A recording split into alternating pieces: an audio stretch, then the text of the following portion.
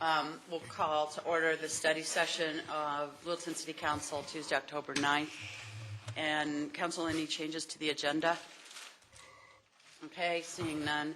Our first order of business is a visit with the licensing authority, a joint study session, so welcome. And if you don't mind, we'll go introduce yourself and for the camera. I'm Bill Bradish. Donovan Odell. Earl Gunya. Tony Gallagher. And Andrew Cole. Thank you. Thank you so much for being We here. have one member absent tonight. She had a conflict with work, Ann Mather. She wasn't able to be here. Okay. And we have a council member on his way. Jerry is in transit, in traffic. And Jim's out of town. Yes, and excuse me, Jim Taylor is also absent. So, well, welcome. And I guess what would you like to talk about? Well, I think we submitted a list of topics that we wanted to discuss with you, and amazingly enough, it's very similar to the last time we got together when we talked about stipulations and preliminary hearings and those issues. And that's probably the major concern on the minds of the members of this group. There's also been some new things come along. We've had a rash of license renewals that have been held up by the city because of non-liquor violation types police calls in the establishments. And we're hoping to have some direction from council as to how we should proceed with those.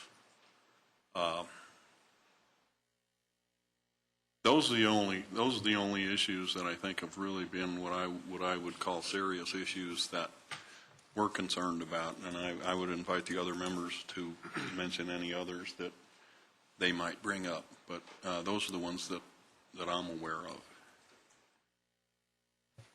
Go ahead, Andrew. Could I jump in on? So the one issue I think that's come up most recently is this issue of renewals.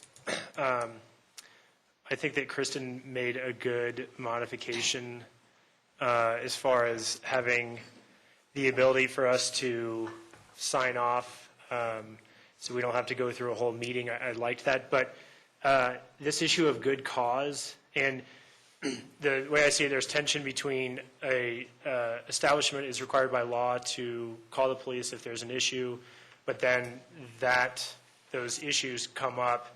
The tavern, the attorney said, look, the truth is we're going to be back here for sure next year. And I understood his frustration. I also understand it's our job as members of the licensing authority to take a look at those and see if there's a pattern. But my question was on good cause, and specifically in our handbook. Evidence that the establishment has been operated in a manner that adversely affects health, safety, or welfare of the neighborhood. And evidence must include a continuing pattern of fights, violent activity, or disorderly conduct. So I didn't know if City Council wanted to weigh in and provide any further criteria that we could use to decide good cause and maybe alleviate some of that concern of the applicants or the license holders to say, look, we're going to do the right thing, call the police when there are issues, and yet that brings us in here for a hearing at the renewal a year later where we could possibly have our license revoked. So I might add, since we're on the subject, there was an article in the Denver Post today about a place in Denver, and if you allow me to read it, it's a short little thing. Citing increasing crime and neighbor complaints, city officials denied renewing liquor and cabaret licenses for the popular Rock Bar nightclub at 3015 East Colfax. Denver's Department of Excise and Licensing issued its ruling Monday saying the bar wasn't complying with requirements under hotel and restaurant rules that require at least 25% of revenue to come from food sales.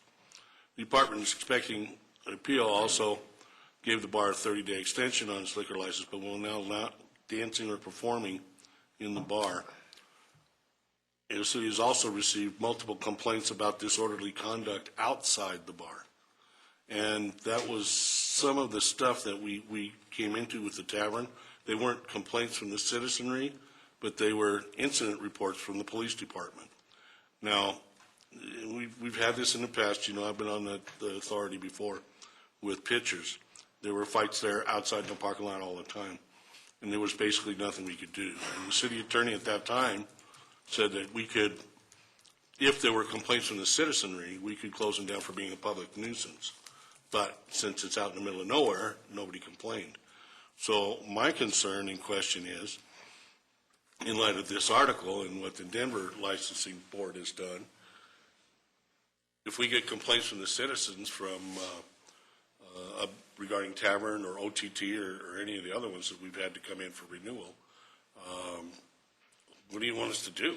I mean, I realize the tavern and most of these bars are a good revenue stream for the city. We don't want to shut them down, but we don't want to run wild either. And the other thing I think that you forgot to mention that we had a problem with was establishments not paying their taxes on time. There's been one that came in and he swore up and down and made a payment plan, and I guess at the last time that we talked about it in session, he hadn't fulfilled what he was going to do. So, I mean, what do you want us to do? We can't do anything until the city puts a lien on it. And is the city going to put a lien, take action on this place or not? And that's Relish Incorporated, I think. It's interesting to note that we have a meeting tomorrow night, and every one of these examples, there is a case for one of those that's going to come up in the hearing tomorrow. So we're kind of hungry for some guidance. Well, I would caution council to offer much guidance this evening. I think that one of the things that we need to do is, these are substantial issues. These are policy issues. And that's going to take some study time from us, some Certainly, additional research, gathering more information. This is really helpful, and to hear from you is very important for us on this, but we won't be able to give you guidance this evening that I think you can take to your meeting tomorrow. Well, and just to expand on that, if we follow the rules and take action for a violation, we're good. I mean, we're not going to get any trouble, et cetera. But by bringing these people in to talk with them, it gets their attention too. So I don't think we need an answer right away, but we would like to have some good parameters on those issues. Yeah, I don't think that we really wanted a decision tonight, but we'd kind of like, if possible, to get some sense of what members of council think about these things. And yes, sir. I think the Denver one was a little bit different in the fact that they violated their 25% revenue. Right now, it's my understanding that as we look at the renewal, the only reason we cannot renew somebody is if it's not good for the neighborhood. And I guess the question is there other reasons that we cannot renew somebody's license? Technically, the fact that he hasn't paid his taxes, the fact that police have been called there, I think in our current, we have no option but to go ahead and renew the license anyway. The only reason we can't renew it is because we have a lot of complaints, it's not good for the neighborhood. So is there other things the council thinks that we should look at in not renewing somebody's license? Bruce and then Bruce. I have a question about whether you're getting the tools that you need to make the decisions that you need to make as a board. You've talked about way in which the establishment is run and whether there are police reports, are you getting, and you're never there, you have to depend on the written information that you provided or the witness that you have who provides information. Are you getting enough information to be able to be in an effective decision mode on these issues? Because I'm getting the feeling that, just listening to you, that you're not getting clear, convincing type of information provided to you for you to make a decision. I think we're getting the information, but if we get information where an establishment is loud, we get information where they are throwing trash outside, we get information where they have had police a few times. In our current guideline, none of those are reasons not to renew somebody's license. Well, and my point and my frustration is just that, we had a licensee who came in and there was a long list of police incident reports. So in that sense, we're getting information, but I didn't see any of them that looked like a liquor violation, and that's not what they were there for. They were there because at the annual renewal, the police do a report, which is great to get that information, but then you look at it, and all of a sudden they're in front of us, and basically we're trying to decide whether or not we give them renew their license for a year. So basically it's asking whether to revoke their license. And so what I was saying is there any additional criteria beyond what we have now? Because again, I guess we didn't have any, I think it speaks to the fact that we didn't have anyone in the neighborhood show up and say, I don't like this establishment being here in my neighborhood. But I don't know that alone speaks to the fact that people want them in the neighborhood. And so, we renewed because we didn't think there were any violations.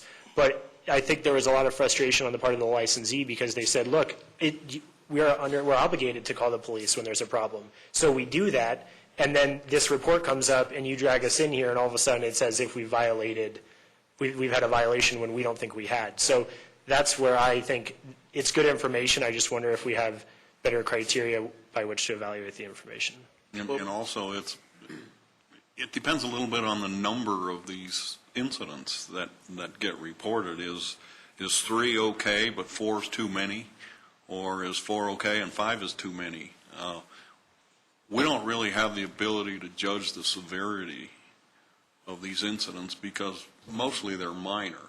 If they were at all related with liquor violations, then we'd have a liquor violation and we'd have the ability to proceed on it. But what I've said before has always been a problem, and that is those establishments that are unfortunate enough to have these incidents occur shortly before or at the time when their license is up for renewal can be penalized, whereas if these things happen right after they get their new license, then they're going to be not in jeopardy for another year or more. And so when every one of these is related to a license renewal, we just feel like we need to know what to do with this. And not renewing a license is a pretty severe penalty for an establishment. It's worse than a suspension by far.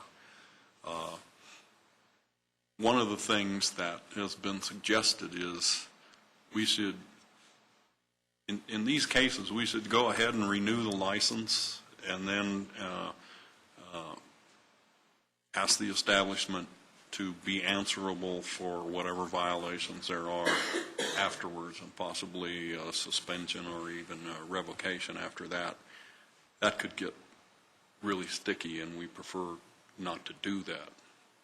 So there doesn't seem to be a good way to handle these, I think, is what the problem is. Well, and you also have establishments that have 50 customers a night and 7 reports a month, and then you got a place that has 300 customers a night that get 7 reports a year.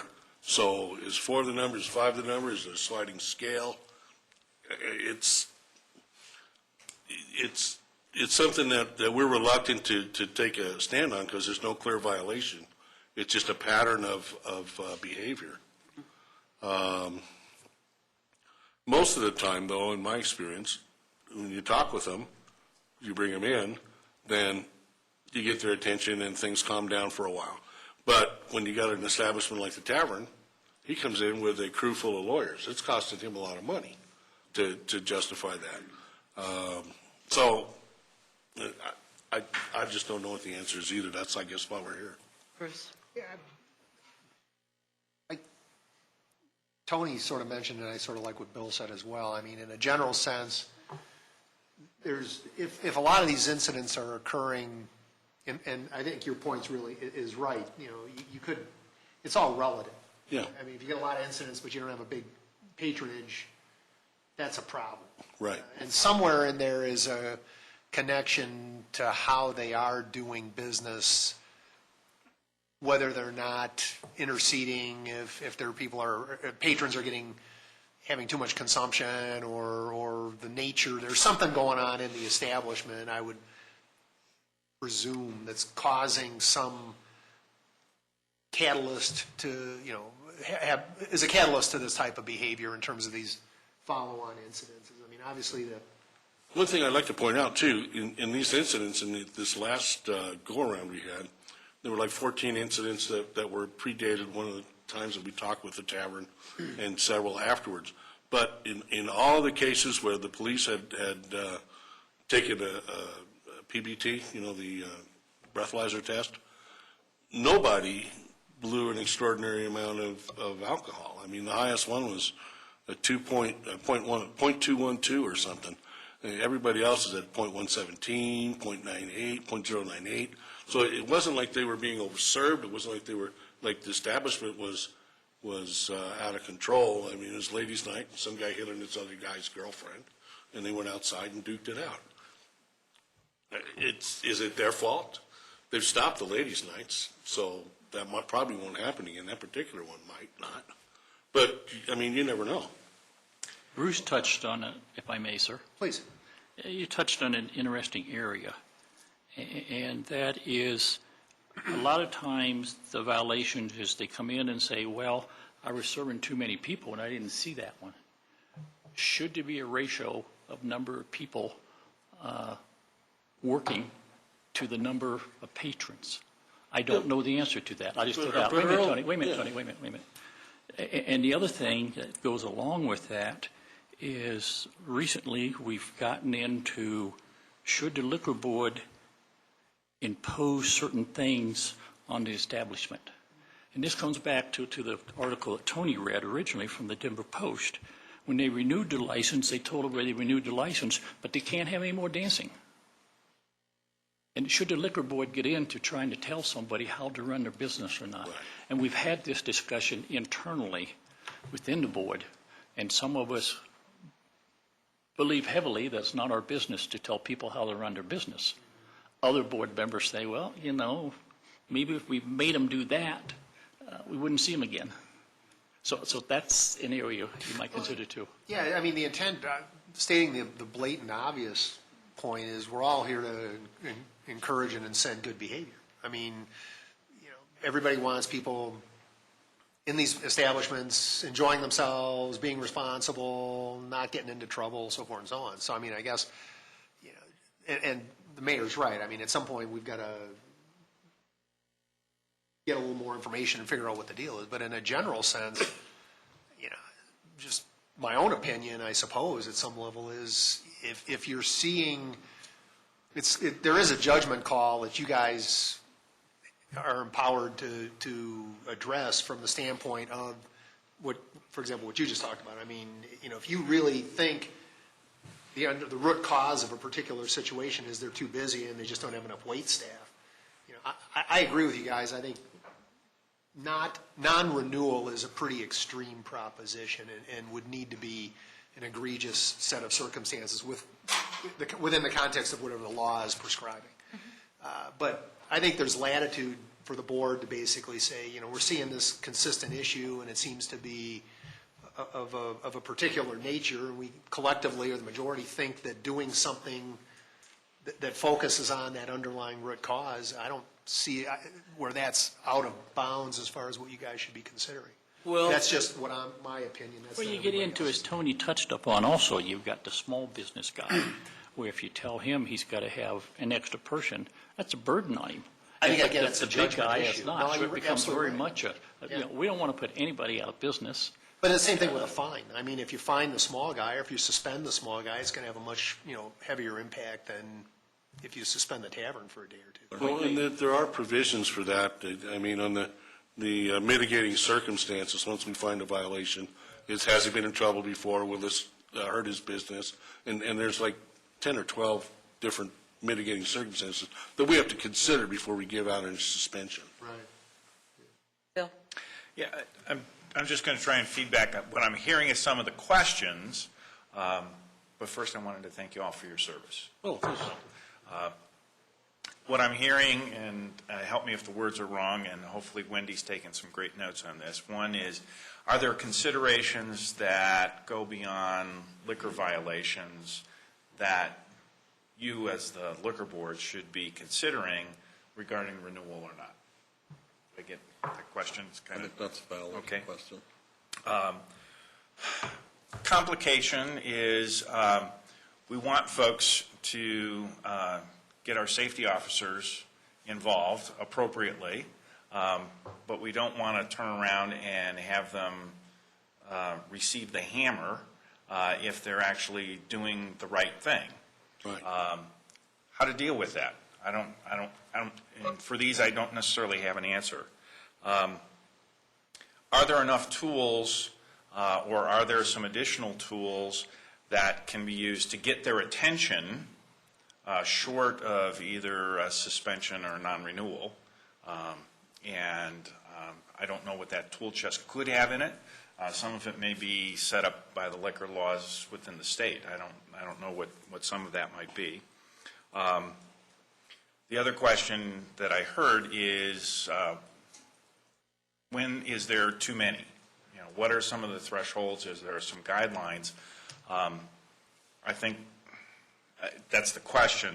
I think how do you weigh that in with the mitigating circumstances? And I think the location is going to probably be one of those things. And are there things that you can do or not do where we're taking into some consideration safety of patrons that may not end up being a complaint that comes from the neighborhood.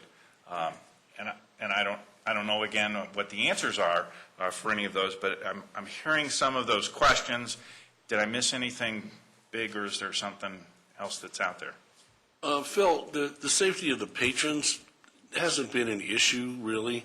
Okay. That would be more in the realm of over-serving, either over-serving somebody to where the point they pass out, or to where they get rambunctious and start a fight. That hasn't been a problem. Okay, so scratch that one. Yeah. Now, the other one that not having been in your business, this list of mitigating circumstances, is that a good working list or not? Yes, it's a state list. It comes from the state. It's in the code. So that's not one of those things where you're looking. No, at that's not We something don't need that you can mess a with. new list. Yeah, I'm good on that. So okay. Peggy? So we'll talk about this, I'm sure, when we have a special discussion on it, but I hear a couple of things. One is violations or the issues you said, such as throwing trash, not picking up the trash, things like that. That's an issue in my head that relates to all businesses. It's not Correct. one that pertains there. So if that's a problem, maybe we need to be thinking about it in other parts of our code, whatever. The issue of calling the police if there's some things occurring, I think that's great they do that. And I don't think probably they should get penalized for calling when they see a problem. On the other hand, it might suggest something that we need to think about. If they're calling so often that essentially they're taking the police off of lots of regular other activities, duties, then maybe the establishment needs some more folks to help supervise, manage the people in there. It's not to say that we would mandate just off the bat if you have an establishment that can serve 300 people, you must therefore have these extra people.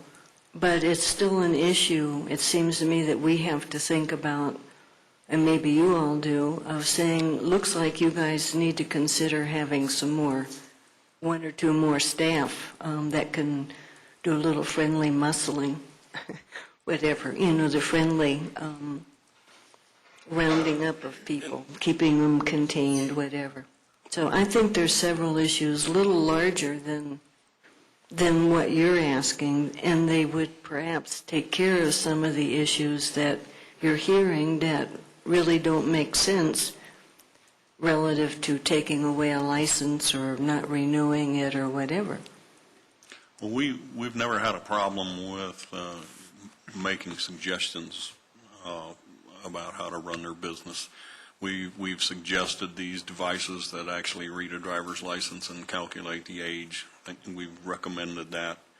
We recommend tips training to almost everybody that's had a violation. That's one of the first questions we ask them is who they've trained. So we don't have a problem with that. I think where the issue runs into a disagreement among us is that a suggestion, or is that something we're telling them that you have to do this and we're going to come check on you to see if you do? Or if you have another occurrence, then what? I mean, that kind of issue. Well, If it's not a violation. If I may, one of the things that has occurred within the last year that is something new to the authority is that other than suggestions, these are actually, and sometimes by the licensee, in fact, most often it's by the licensee, they are putting a number of conditions that are either vague or unenforceable into a stipulation. In the past, it is, like Chairman Bradish has said, they will either come and say, well, we think we can clear this up by doing this, or we will suggest something. But now these are falling within legal stipulations. An example is they said one licensee said, in order for us to have them continue with their license or it not be suspended, that they would submit a dress code to the licensing authority.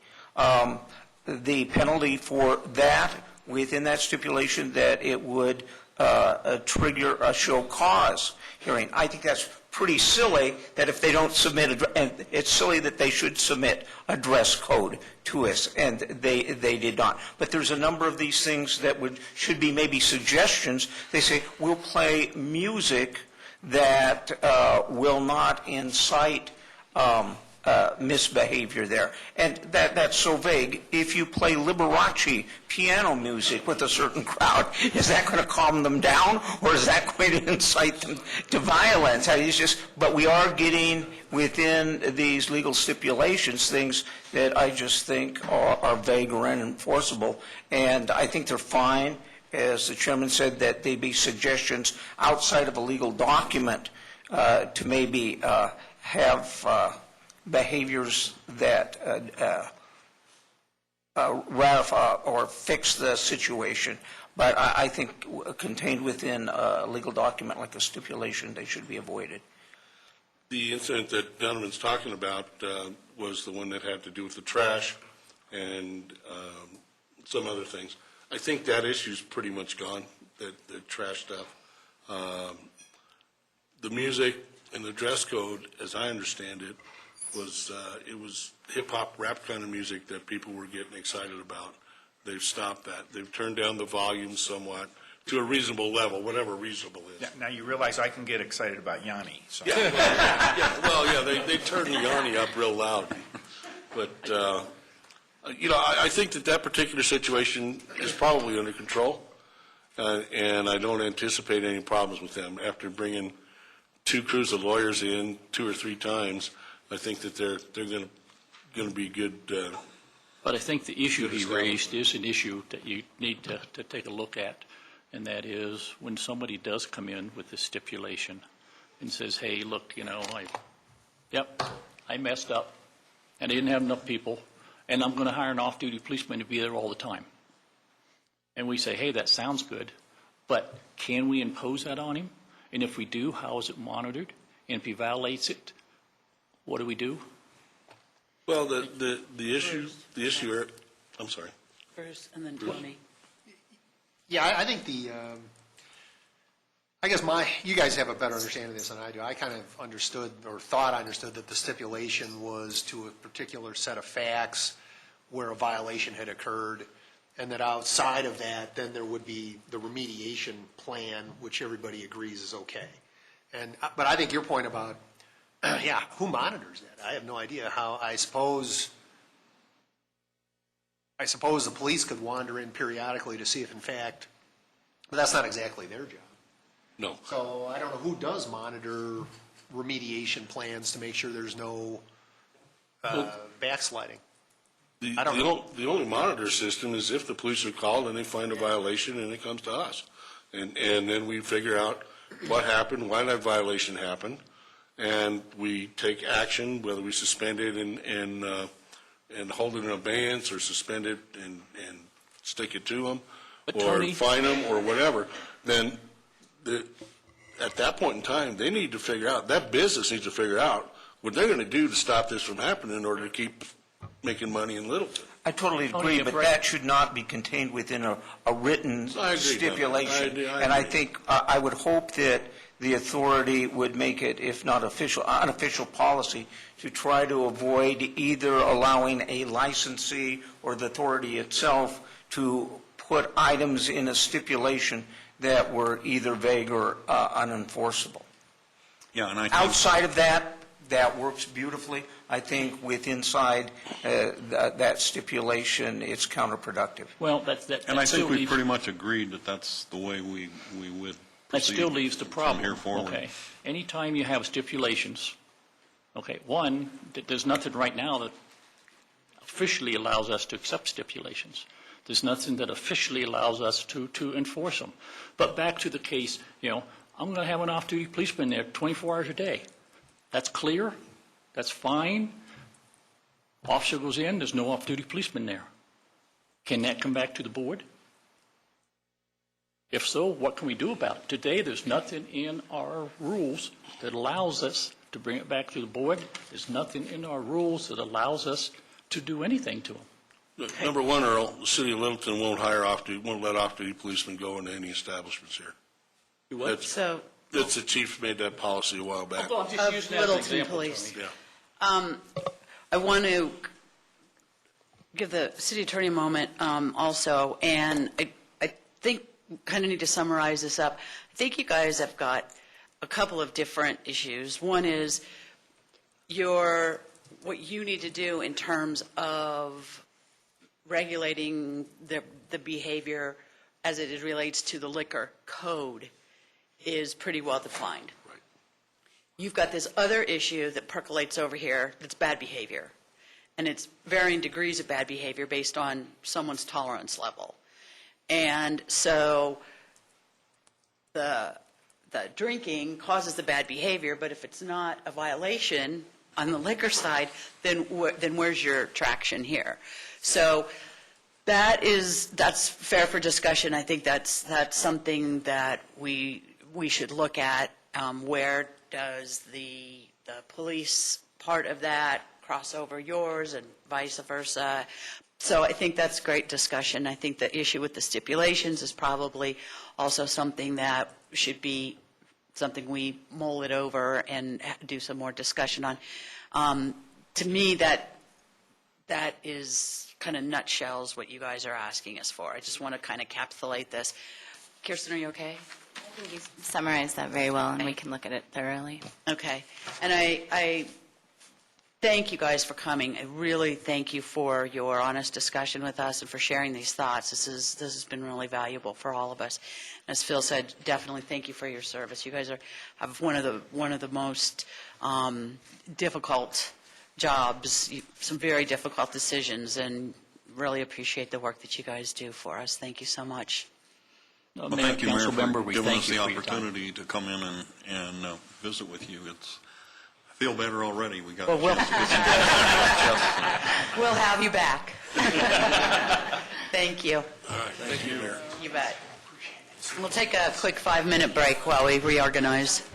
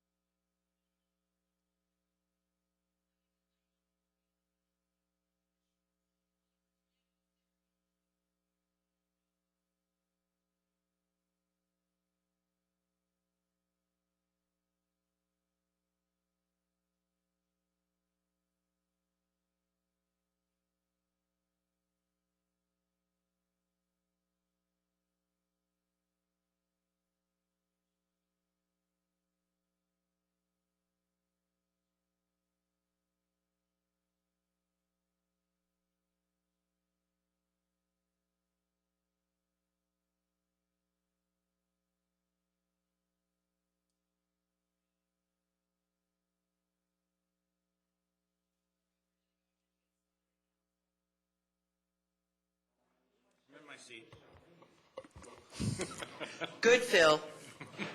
And that's it. Sitting there eating your sandwich like a good council member. Okay, we'll go ahead and get started, and City Manager Penny. Thank you, Mayor. So I just thought I would quickly set the stage for the next agenda item, which is an outcome of the council's budget retreat. We identified, I believe it was policy question 42. We listed out the community-based programs and said that we would be discussing those in greater detail with you. I anticipate that we'll have 2 or 3 study session items over the next several months, depending on when we can get them all scheduled. But this evening, what you're going to hear about is Greater Littleton Youth Initiative, the projects that are encompassed within that current term and umbrella, and then omnibus and shopping cart. And the intent in all of this is not to, you don't have to make a decision, but we want you to really understand where the money's coming from, where the money's going, what the program supports, why we have it, those types of things. And then we get to the culmination of this, that's when we're really going to be looking at those trade-off discussions, because part of what we presented during the budget was we don't want you to make these decisions in a vacuum. We really want you to fully understand the complexity of all of these, and because as you can imagine, all of these programs have positive outcomes. We're not doing things that don't have positive impacts to the community, and so these are tough conversations to talk about relative priorities. I also want everyone to understand that all of these programs are in the 2013 budget, so it's a matter of the council really thinking and working with the community on the future. So, oh yes. Just wanted to add to that yeah, we are looking at them for the future. And one of the things I think that we should keep in mind when we're looking at these is alternative forms of funding for some of these programs, because our decision doesn't need to be whether or not we want to continue to keep that as a service to the community, but we may be needing to look at what can we do to encourage and support grants or some other form of funding these operations. For example, the Immigrant Initiative just got a, what was it, $150,000? Large grant. So just adding that on, keep that in your... It's charging at the museum. It's changing how we do partnerships. I mean, there's a lot of ways, to the mayor's point on this. But so ask Kay to come up, and we'll start with the Greater Littleton Youth Initiative. We're not going to go into the programs because we already had a full study session on this, so this one is much more about numbers that are served, what the costs are, who our partners are, and what they put into that partnership. So.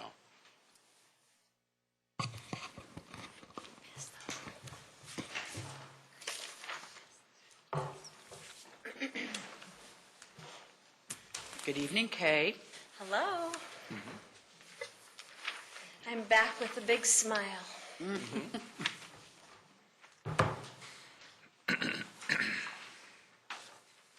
So what I've done here is to break down this year's budget as an example of where the money goes for the Greater Littleton Youth Initiative. And on the left side, I have the program and a brief description of what it is. This is a really abbreviated version of the information since I did that PowerPoint. Tried not to repeat that stuff. The next column is the actual cost of the program. The next column shows the breakdown of the city's contribution as well as the in-kind from partners. And then the last column shows the total number of people that we have served in each one of those programs. On those numbers served, Kay, are those 2012 numbers, or those 5-year averages, or? Since the programs were implemented. Some of them have high volumes, like life skills training, because that's a general, everybody in the population gets dipped in that one, versus functional family therapy is specifically students who were chosen by the Director of Alternative Education, kids who were going to be expelled or were expelled. Do you want to talk about on each of these cases so the council understands that breakdown and what the in-kind is? Yes. So on functional family therapy at the top, we give $37,000 on average each year to that program. Down at the bottom of the page, I've explained what the City of Littleton's costs, what the money pays for. And it's not too varied. It's basically staff time, training materials, and consultation fees for one of the programs. And then the other contributions, and the first one is quite substantial. It's Arapahoe Douglas Mental Health Network. They give $233,000 in-kind, which comes through at the bottom where I say partners in-kind costs. It's a lot of that information there. I condensed it for all of the partner programs. It's very similar. And then for FFT, LPS pays a small chunk. They're the ones who refer the students over to Arapahoe Douglas Mental Health and process the kids and the data and that sort of thing. And to date, we've served 140 kids there. Life skills training program, we put $30,000 into that program every year. And typically, since we've had this program, LPS will put in a little bit more than that at $36,500. And this is that general program that reaches all of the kids. Everybody gets it, all the 6th, 7th, and 8th graders in all of the middle schools in LPS. So we've touched 30,000 students to date. Life skills training is a very, very good program. It's one of the best in the country, according to all of the rating agencies, the U.S. Department of Education, the CDC, and so on. We are phasing it out, though. It has run its course. It was a good program. We've had it in place since about 2003, and it did not track technologically. It sort of stayed right where it was. It was not redesigned with any sort of kids using iPhones or tablets or anything like that. It's still just paper manuals. And the teachers want something more up-to-date in that way as well. And there's a whole bunch of new drugs, too, if you think about it. I'm just kidding, but there are new drugs that aren't in those old books. So we're in the process of researching a new replacement program that will be evidence-based. It will be very good quality, and we expect to have that program. Life skills training will run its course by the end of this school year, 2012-2013, and we will start implementing that next program in 2013-2014 school year. On the next program, the Incredible Years, this year we added Centennial Elementary School. We've always just had the Village Preschool. We also did actually, a year or so back, help ACC, Arapahoe Community College, add it to their child care center. It was a one-time help from us. The Youth Initiative picked up the ongoing costs every year. But for this program, then, we're paying $13,000, and LPS is paying $9,500. We've helped 1,350 students. The Nurse Family Partnership Program, it's pretty phenomenal how this program is funded. The large multi-state tobacco lawsuit settlement from several years ago was broken down by state. And the money that comes through the state, through Tri-County Health Department, actually pays for this program in Littleton.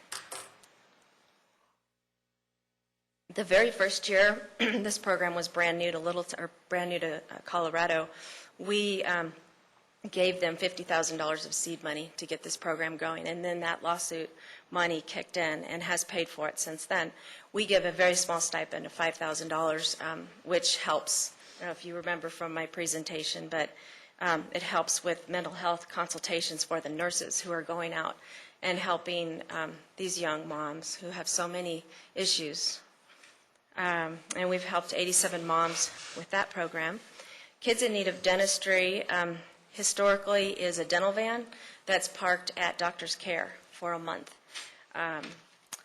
We have only ever given them $2,500, and you can see it's substantial what they give, $18,000.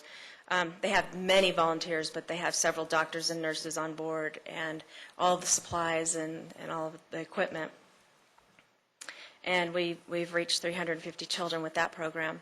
The Northeast neighborhood, I've spoken about them a few times, but we have around 25 community partners, and it would have been a big task. I tried to ask everybody, kind of give me your in-kind costs, and I realized really soon that was not a good idea. So everybody kicks in on that, and we have reached a lot of people, 1,900 people to date. The Juvenile Assessment Center is a little bit different. A long time ago, when we were building the program, the new jail was built out on Potomac, and the Juvenile Assessment Center was a piece that was added to that. We felt like it was a very good prevention piece to have. We were in support of Grayson Robinson's, the sheriff, his idea to divert kids from being arrested. And we started off with a very small seed money that we gave to them. Every community that was using that Juvenile Assessment Center gave a small amount at the beginning. I believe we started at about $7,000. Then we went up to $9,000, and then we went to $13,000, and then we went to $18,000. And now we're at $19,000, and they actually want more money next year. But I have not bumped that up. My suggestion for that, I believe that it's a very valuable commodity for the police department, and that they would want to keep that in place. I would very much like to move that over to their budget so that they oversee it. Right now, I cut the check and send it directly to the Juvenile Assessment Center.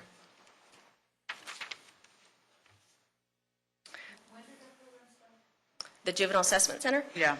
Oh, probably 2003, 2002, somewhere in there. And then at the very bottom, I just show you that's my annual budget has been $110,000, and then the in-kind adds up to $367,000.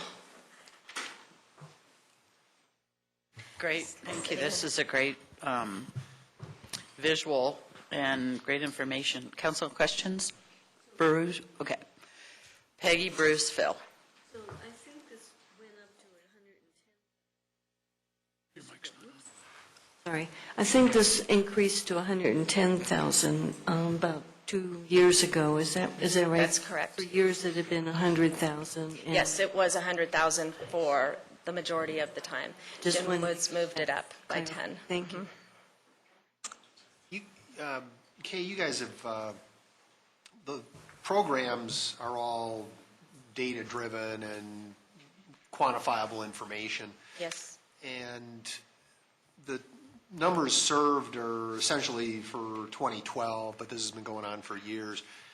Has the organization broadly ever sat down to try to quantify the positive outcome from having made the investment in the community that's been accomplished here? So, for example, if you had 87 moms participate in nurse-family partnerships, there's some level of avoided cost which constitutes a community benefit, as well as kids getting a good start and actually having upside over a period of time in terms of school and career, so forth and so on. I mean, you guys have any? And I understand there's a lot of assumptions, and it's hard to sort of prove a negative. But has anybody ever sat down to try to guesstimate some numbers as to ballparky what the benefits have been from the investment that's been made? Not that I know of, not in that broad of a sense. Okay. We've talked about doing that with FFT and trying to follow those kids like up until age 20. Even making assumptions, I mean, I understand you want to track it, but it would be interesting to be able to step back and sort of say, we've estimated that here's a range of possible benefit to the community from having spent $65,000 on nurse-family partnership, or whatever the number is here, I guess the combination, $270,000 on functional family therapy. I mean, if you said this is what we're spending, this is the investment we've made in the community. This is a range of the value of kids staying out of trouble or not having to, be incarcerated or staying in school, and yeah, it's admittedly very high, but it'd be real interesting to be able to try to match those two up. I mean, you guys talk about the return on investment dollars all the time based on individual programs. I'd love to do that if I had some more time. I Okay. think it's a great idea. Bill? Well, I was going to take it maybe a step further, which is not just looking at the long-term benefits, but what do we get in the short run? For example, if I took the functional family therapy, kids that are about to be expelled have a chance to at least complete that next grade year. Longer-term measures would be, do they get high school diploma or GED at some point in time, so that we could kind of track those outcome measures to kind of say, hey, we're headed in the right direction. But then also what Bruce is looking for, or I'll attempt, so you can correct me if I'm too far, which is trying to make sure we're also getting the handle on the ROI. I mean, very much it's evidence-based, but it's also trying to say, okay, general statistics are, hey, if we helped 140 students get their GED or high school diploma, the statistics are on average, anyone that doesn't complete, or their future income, ability to contribute, or cost to society might have been XYZ. We have a way, so it's kind of taking these and just kind of extending them out a little bit further to say, what can we track in the short run or interim run to kind of say, hey, we know we're on the right path. Right. It's not just the proverbial warm fuzzies feel good, but we actually have some outcome measures on that, and then trying to get to that ROI, which would be the ultimate cost. The state of Washington is very, very up on that. They have the Washington Public Institute. And I know there's some statistics, so it may be imputing some of those things on some of that, but it at least gives us a measure on that. Peggy?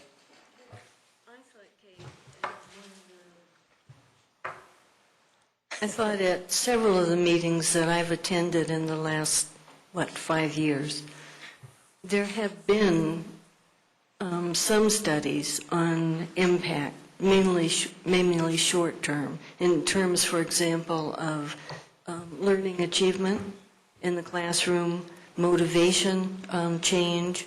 So some of those kinds of things have been done, but the longitudinal not, and it would cost more than Kay's salary right now, I suspect, to do that kind of study, and it would take a significant amount of time to do all that. So, but the data that has been done very, very detailed elsewhere, one would tend to infer we'd find the same general results here. But there have been studies on various of these programs locally, because I remember some of that.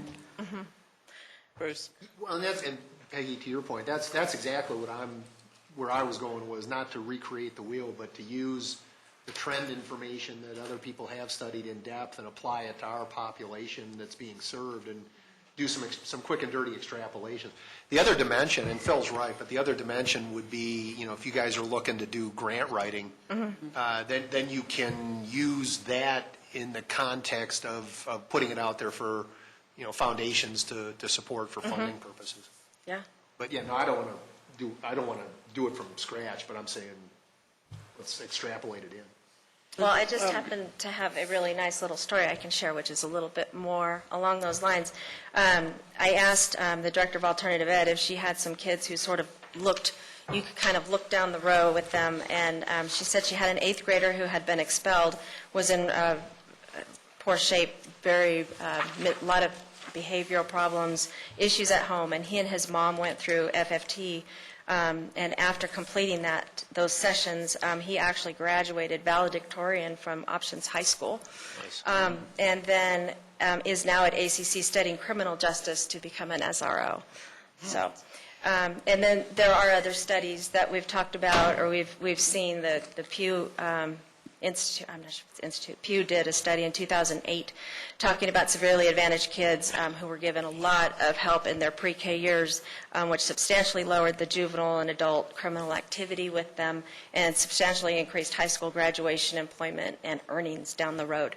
So the total benefit cost ratio with this study was 16-1. So it's good stuff. It's interesting to... Peggy?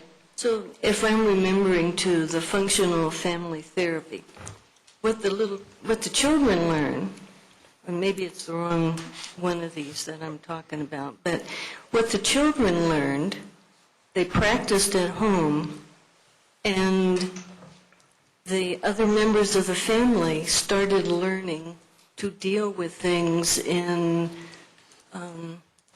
positive ways, so that the effect is much greater just because of witnessing what they're doing. In FFT, the older children who have the therapy are definitely modeling what they're learning. And it quite frequently works right down the row, and it gets all the siblings after that. Well, I thought even there were evidence of some of the parents learning from each other. Well, yeah, the parents did too. It really turns around the whole family. Okay, I would just say kudos on the life skills training for recognizing a program that needed to be revamped. Because a lot of times what happens is they just keep, it just keeps going and going and going, and it's no longer as productive. So I think that's fabulous. Great. And then a question on the tobacco suit financing. There's a bottom to that. Do you know what the bottom is? Do you know? You know, I don't know, but I do know that Invest in Kids, the nonprofit in Denver that we've worked with a ton, they lobby heavily for the funding. They're responsible for creating probably 75% of the Incredible Years and Nurse Family Partnership sites in the state of Colorado. It's their number one job to move from different communities to try to implement this program. And they do that by spending a lot of time at the Capitol and talking about it. They have incredible political support, and they just keep with it. So in all the years that we've known them, there have been a few times we've gone down and testified at the Capitol or sent letters and that kind of thing, but overall, they're doing such a fantastic job that we're good for now. They say every year, we got it again. So nothing else I'm hearing at this time. Okay. Bruce? Michael, is this the first time that we've seen this? Is this going to be a separate line item in the budget called GLYI? It is. Yes, it is. It Has been in the budget as a separate line item?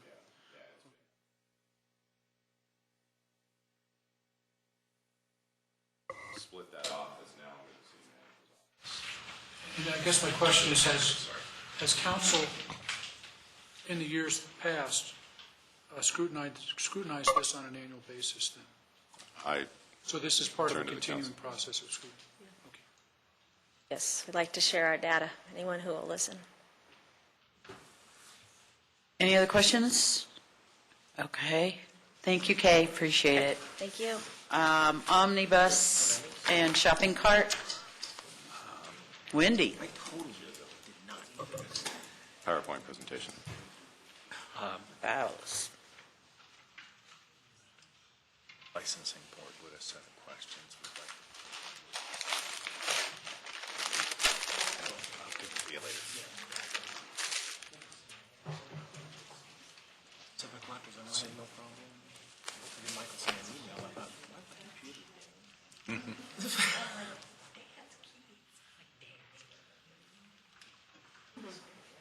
At least you don't have far to come. Nothing to get me here. I know, she didn't help you at all. But here. Omnibus.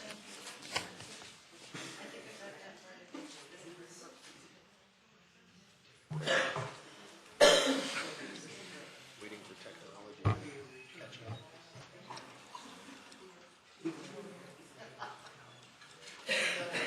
Go figure.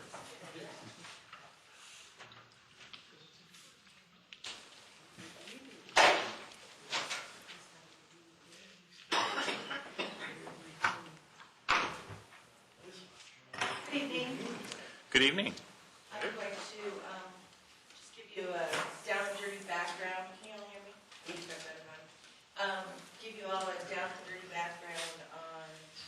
our omnibus and shopping cart programs and answer any questions. I also have Wendy Shea-Tamag here. She is the transportation coordinator, and she's also the main receptionist for the city. So she's basically doing 3 different jobs.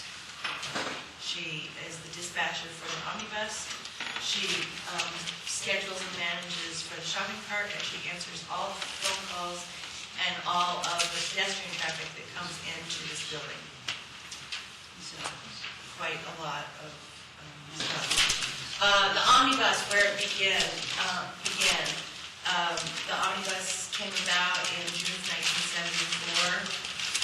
The Littleton City Council, with 1 van and a $3,000 donation from the Littleton Elks Club. It was a very small program. Charlie actually got it started. I was reading the minutes again today to help the seniors. A second omnibus was added in 1978, and the third bus was added in 1998 and was utilized to set up regular dialysis runs and for the growing number of Buck Center participants. The Littleton Omnibus is a scheduled dispatch on-demand response transportation service, which means that the citizens call in to Wendy, and she sets up an appointment for them, whether it be for their doctor or whatever it might be. And our bus driver goes and picks them up at their home, takes them to their appointment, picks them up at their appointment, and takes them home. And the reason why I'm just reiterating that is because the shopping cart is very different. So we're on the omnibus, and it's on demand. They call Wendy, make an appointment. The service is free, and it's available to qualified residents within the city limits of Littleton. Omnibus bus is available to residents who are 55 years of age and older or handicapped. We run, temporary handicapped also. We also do that. We've had people who have broken their leg and they need to be able to get to school over at ACC, and we've made, accommodations to help them, because that's what we're all about, is helping the people. We operate weekdays from 8 a.m. to 4 p.m. Monday through Friday. Omnibus destinations. Our main first priority is medical appointments, dialysis, pharmacy runs, doctor's appointments, flu shots, and preventive care. Our next priority is groceries. We try to get the citizens out to get those groceries. It is available through the shopping cart, but if they don't live in one of our housing units, that's not where they stop. And so sometimes the senior will go without food because they don't have a way to get to the grocery store. And hair appointments, which people go, oh yeah, hair appointments. But in the world of seniors, there's a lot of seniors who can't raise their hands up above their head. And so they can't wash their hair.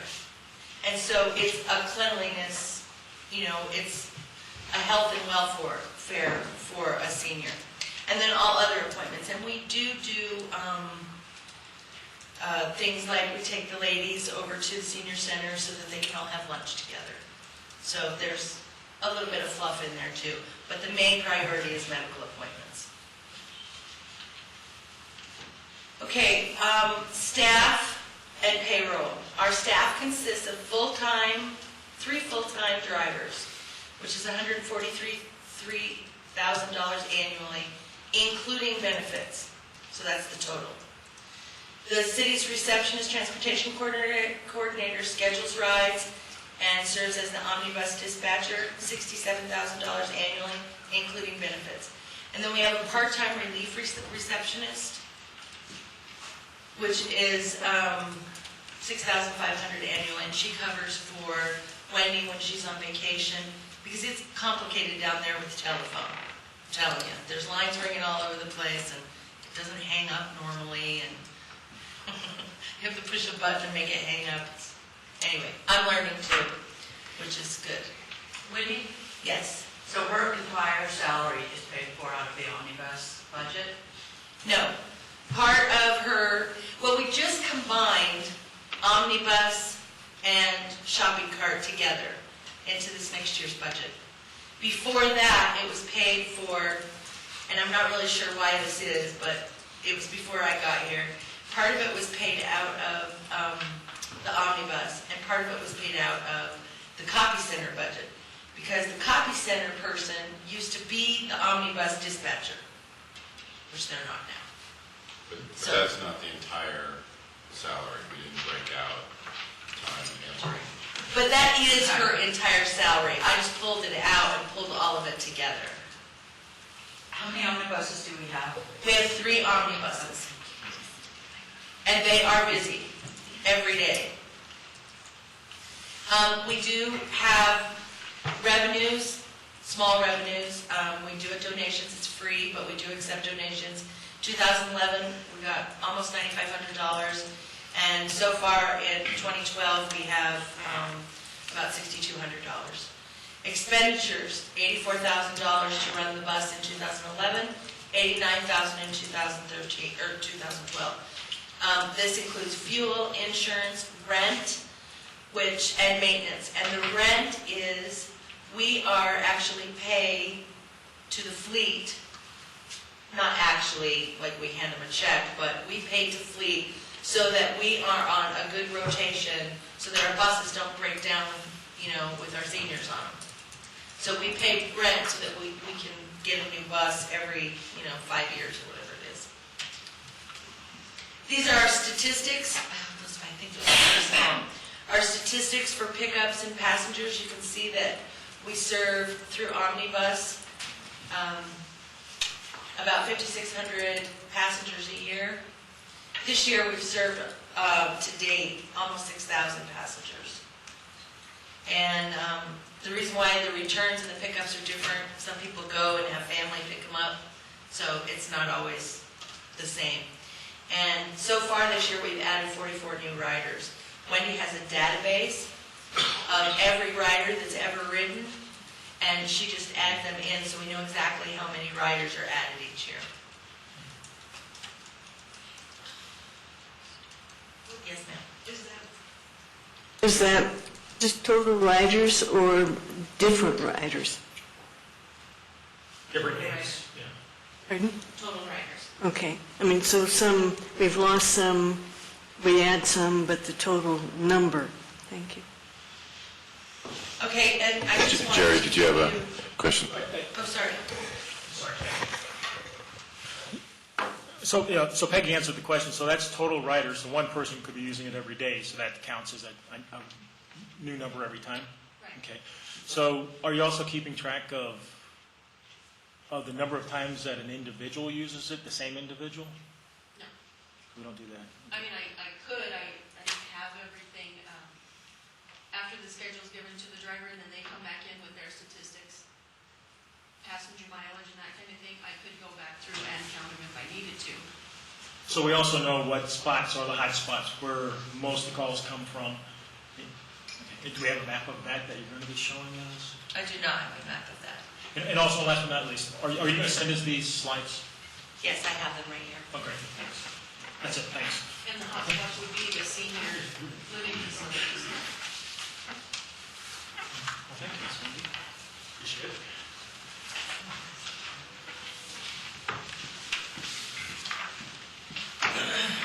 Okay, so my last slide is, whoops, going the wrong way. These are 2 of our riders. Amy Del Ponte is 40 years old. She's developmentally disabled, and she volunteers at a preschool, which we drive her there 3 times a week. She would not have the opportunity to volunteer at this school if we didn't have the omnibus. And George Manelis, he's 74, he's on dialysis 3 times per week, and he's given up his driver's license so that he can ride the omnibus. It's hard to take, I know that this is supposed to be just a statistic, but it's hard to take the personal out of this. I I know it's particularly hard to take it out for Wendy because she's very connected with all of her riders. And there have been times that she has saved a couple of people because she's so in tune with the people who ride our bus that if she notices that, or the driver notices that so-and-so hasn't, ridden lately, and so she'll call because when they sign up for us, we get their family involved. We get a number and a name, and if they haven't called in or, asked to ride, then we find out why they aren't riding. And there was one lady, I think, who had a broken leg. Is that it? Go ahead. Yeah, you go ahead. I don't know which one you're talking about. Well, anyway, she had a broken leg. She was laying there. She hadn't ridden on the bus. And so Wendy called the family and said, hey, your mom hasn't been on the bus the last week, and went over there, and the lady was laying on the floor and couldn't get up. So, it's a really great service. And I am going to do one for the shopping cart because it's a different program, but I figure we could have discussion on this if anybody has any questions. Quick question on that, Wendy. When someone qualifies for this, and you mentioned about George, he'd given up his driver's license so he could qualify for the omnibus. So for folks to qualify for the omnibus, they have to be without? No, he didn't give it up. He didn't give it up his driver's license. Was really worried about being able to get to dialysis. When you don't feel good coming to or from dialysis, we don't want that person on the road. So he gave up his driver's license and was scared to death that he wouldn't be able to get there. And then he heard about us and... So to ride the omnibus, though, you don't have to? No. Okay, got it. Any other questions? So in terms of medical, pharmacy, all that, what's our distance? I mean, do we have a boundary or? We only go in city limits. Okay. And then there's a few exceptions, just because they have senior-based programs. Like Arapahoe Kaiser has a senior-based pharmacy program, so we do make exception for that. There's one Swedish facility on Balsam Way that we go to, but we really encourage them to stay within city limits.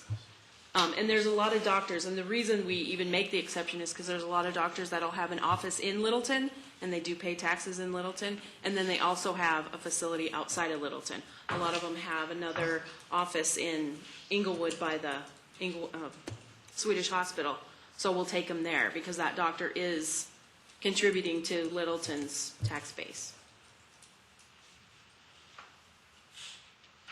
Any other questions? Okay.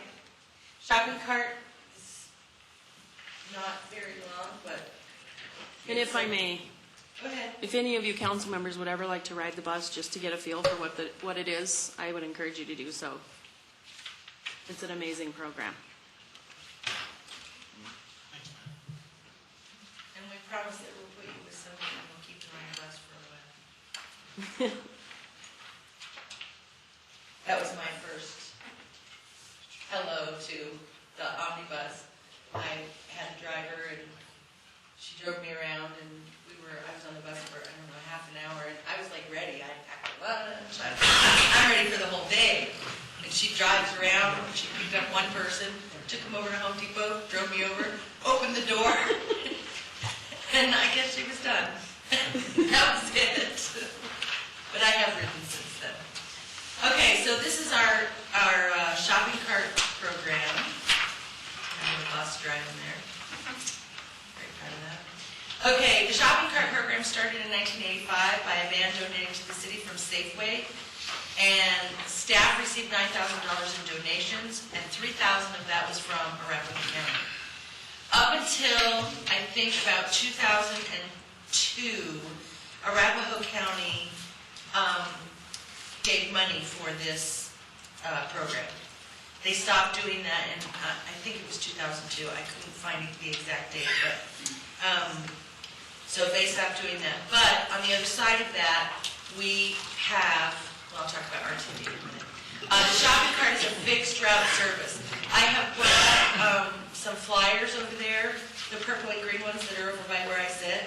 and it shows the actual route that everyone takes. Again, 55 years or older. It runs 6 days a week, Monday through Saturday, shuttling passengers to and from area grocery stores and the South Glen Mall. There's no appointment necessary, but passengers must adhere to the preset schedule for pickup or returns. And this bus is not wheelchair accessible. So it's fixed route, fixed schedule. Correct. And the bus/van, I thought I took that out of there, sorry, stops at Geneva Village, Bradley House, Southview, Windermere, Datura, Allison Court, and Amity Plaza. And they also stop at Woolhurst once a week. The program transports riders to both King Super, Safeway, the Walmart Market, stores, and South Glen. Whoops. So what Walmart are they going to? The Walmart grocery that just opened where the old Albertsons was? Yay. Yeah, inside the city for sure. Our staff consists of, and it does not consist of 3 full-time drivers, I obviously didn't change that. Very part-time drivers, they work 27 hours every other week. And how many does Gary work? 12.5 every week. And he works 12.5 every week.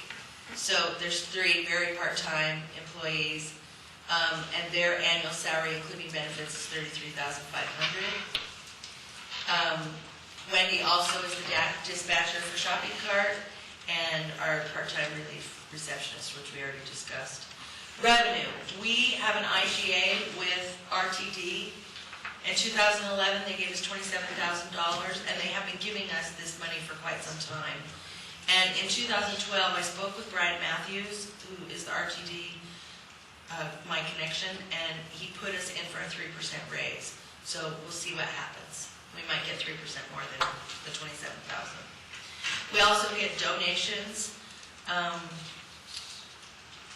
Because it's free, we get donations. Expenditures, $23,000 for 2011 and $23,000 for 2012. Again, there's rent and all of that in there. Here's our shopping cart statistics. I'd just like to say that in September of 2010, that is a quarter of our population. That's how many people there were. That's how many people participate in this. So it is very valued, 40,000. That's individual. Yes. It's not duplicated. Well, not duplicated, it probably is duplicated because it's the same people, but That's the number of rides. yes. And is that, do we know the frequency of those folks? I mean, maybe they ride once, some of them once every 6 months, or is this like every week? I would guess 80%, that's just throwing it out there, 80% of them ride every week.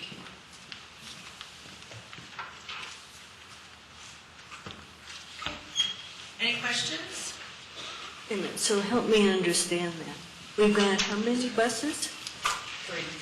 3 of 3 those? omnibus and 1 shopping cart. So one shopping bus has 10,000 people a week? Oh, no, That was annual. That was annually. That was Oh. trips. That was like, So before we leave this, so let me digest it. But I think my question was, do we have an idea of how many miles a week per person? I have that, I don't have it off the top of my head, but I do have that I'm sure information. some changes, but if you could get that, I'd be interested in that. Sure. Thank you. Council, any other questions on omnibus or shopping cart? Okay, thank you very much. Great presentation. Okay, so next agenda item is a discussion on city council protocols and legislative rules. You just want to walk, start with the protocols. That's what we had in first in the document. And the items are Not necessarily language, but just the issue identified within the red highlight. Okay, and so we will deal with the red highlighted area, and these are changes submitted by, Primarily by Councilmember Cole. There's one that I have, which I believe is in the protocols, and then I believe that the city attorney has one recommendation as well, which is not identified within this. okay. Peggy, do you want to go ahead and address these? Yeah. Okay, and I do have an additional one. On page 1, part 1, and to what it says, the second sentence, the city operates in a representative democracy to serve the citizens of Littleton, ensure the community's needs are met. Well, that's mighty, mighty broad. And so I thought this should be tied more to what the charter focuses on. And I suggest the wording be a little different. Health, safety, and welfare, because those are the focus really that we have, or general welfare. So I think the best way to proceed then is that just by a consensus, if council wants to direct staff to make these edits, then this will come back, correct? It'll come back to us in regular to That is us? correct, yes. Okay. So health, safety, and welfare, correct? Mm-hmm. Okay. Replacing needs, correct. Well, you'd have to rephrase that. Yes. Needs are met to make the sentence grammatical. Any questions on that, Phil? Well, I understand that the charter talks about that, but when I also look at the purpose of the municipality and really what most of our regulations and activities are around, I wouldn't put health necessarily in there. And I think it kind of misses a big piece of what we do, which is dealing with our two big items. One, which is infrastructure, which deals with streets and buildings and parks and the like, and then also land use and appropriate land use that deals with that. And so I don't know how to adjust it, but it's just, it doesn't capture what I look at as our essential value proposition. I guess I was seeing those fill under general welfare, that the way we deal with land use and zoning and so forth is part of the city's general welfare and the individuals and the nuisance kinds of things, whatever. But I'm open to other words. It just seemed to me we're not trying to meet every single need of the community. I understand that. I guess I don't see general welfare as any more specific, and in fact, kind of ends up being less specific. So, Any other questions? Okay. We'll do a show of hands. A show of hands to make Peggy's edits. To edit, let me just say, to edit it, add in health, safety, and welfare. Show of hands, those in favor. 2. Fails. Okay. Peggy. On page 2, item 2H, the sentence reads, council/board should ask the mayor/chair to intervene if discussion on agenda items extends beyond a reasonable time frame. I think time is not the critical issue, and then there's a suggested edit. I think Michael might have phrased that, but I think instead of the suggested red edit, if discussion on agenda items becomes repetitive, because I believe that's the language we were using when we discussed that, when we start repeating ourselves.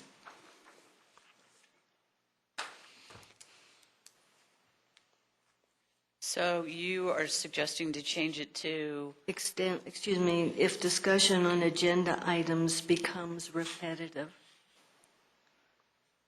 period. period. Comments, Bruce? I support that because I think that's part of your role as the person leading the appropriate division of time. And I say this is becoming repetitive. And I think that's a very good standard for you, and it could be helpful. Does anybody else have any comments?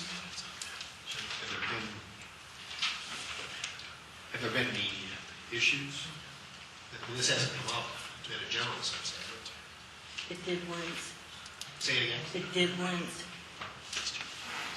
There are certain times I think we can beat a horse to death repetitively. I think it's something that I would feel comfortable doing without it being in here, because I think there's another one later on that talks about that a bit. This doesn't bother me one way or the other. I think it's something that when needed, it would be used regardless. So, Jerry and then Peggy. I don't have a problem with the way it is, because I think, as good Bruce said over there, is that under your responsibility is to keep it moving and to keep it from being repetitive. And I think out of respect to everybody, we need to do that. It wouldn't kill us to shorten our meetings, that's for sure. Some of our discussions do drag on, I think. So I don't think it, while it looks good, I think that should be our thought, but I don't think it necessarily needs to be in there. Okay, Bruce. Oh, no, I'm sorry, Peggy. So in my head, I don't know how you determine reasonable time, except in terms of it starts becoming repetitive. So we might think something should take 10 minutes, but we've certainly had meetings that I don't think we got repetitive that lasted much longer on a particular discussion just because issues surfaced that we hadn't necessarily anticipated. So it's the repeating of things more than the time issue that I think will actually keep us reasonable in time. I mean, as much as can be. Okay, in order not to be too repetitive on this, right? Show of hands would approve or would send to staff the recommendation to change the verbiage to say becomes repetitive. Raise your hands.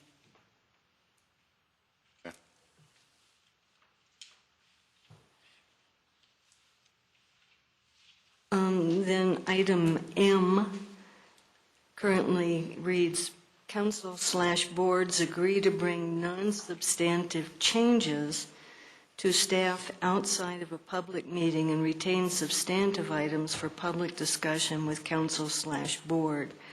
And it wasn't, I don't think changes always applies, so I was suggesting substituting items and or concerns, because you may not have a change, but you may have a concern that you want to raise that may lead to something else.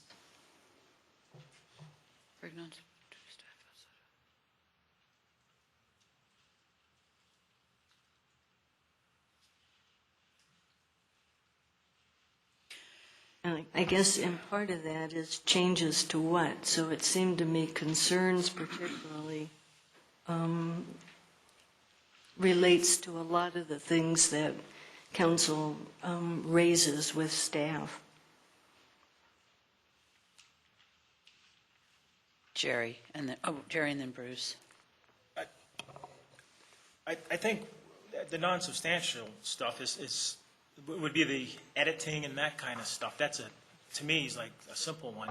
I think if there's a concern, that should be brought up in a formal meeting. But as far as when I think of the non-substantial stuff, I'm thinking of something that really doesn't change anything other than maybe wording or the way it's presented. But as far as concerns, I think that definitely should be brought up in our meeting. Can I, So to clarify that, sometimes it's just a question, right, that might then become larger, right? But you're just trying to clarify, like sometimes I ask the city manager or the city attorney, I'm not sure I'm understanding what this piece means. So it's a concern. If the answer I get, then, depending on the answer I get, then that would indeed come to the whole body. Absolutely, and it says that in here somewhere, that if you have, any member goes to the city and asks for information or clarification, that it's up to the city staff to make that judgment call. Do they bring it to the meeting for everybody? Yeah, and the second half of this sentence does say exactly what you said, and retain substantive items for public discussion with council/board. Anybody else?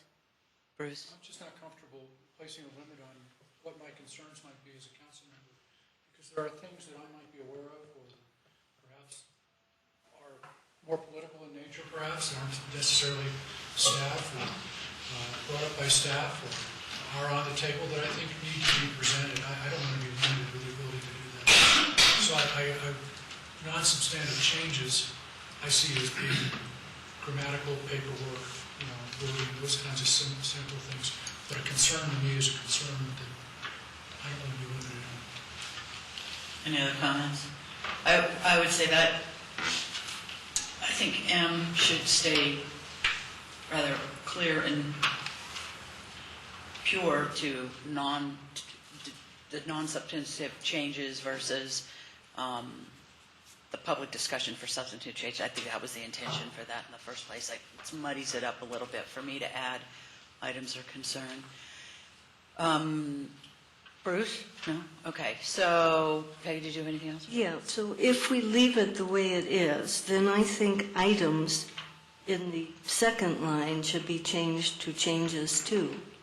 That was part of what, I guess, stimulated my thinking. In one place we use one word, in another place we use another word, and what we're really differentiating is non-substantive versus substantive of whatever the things we want to call them.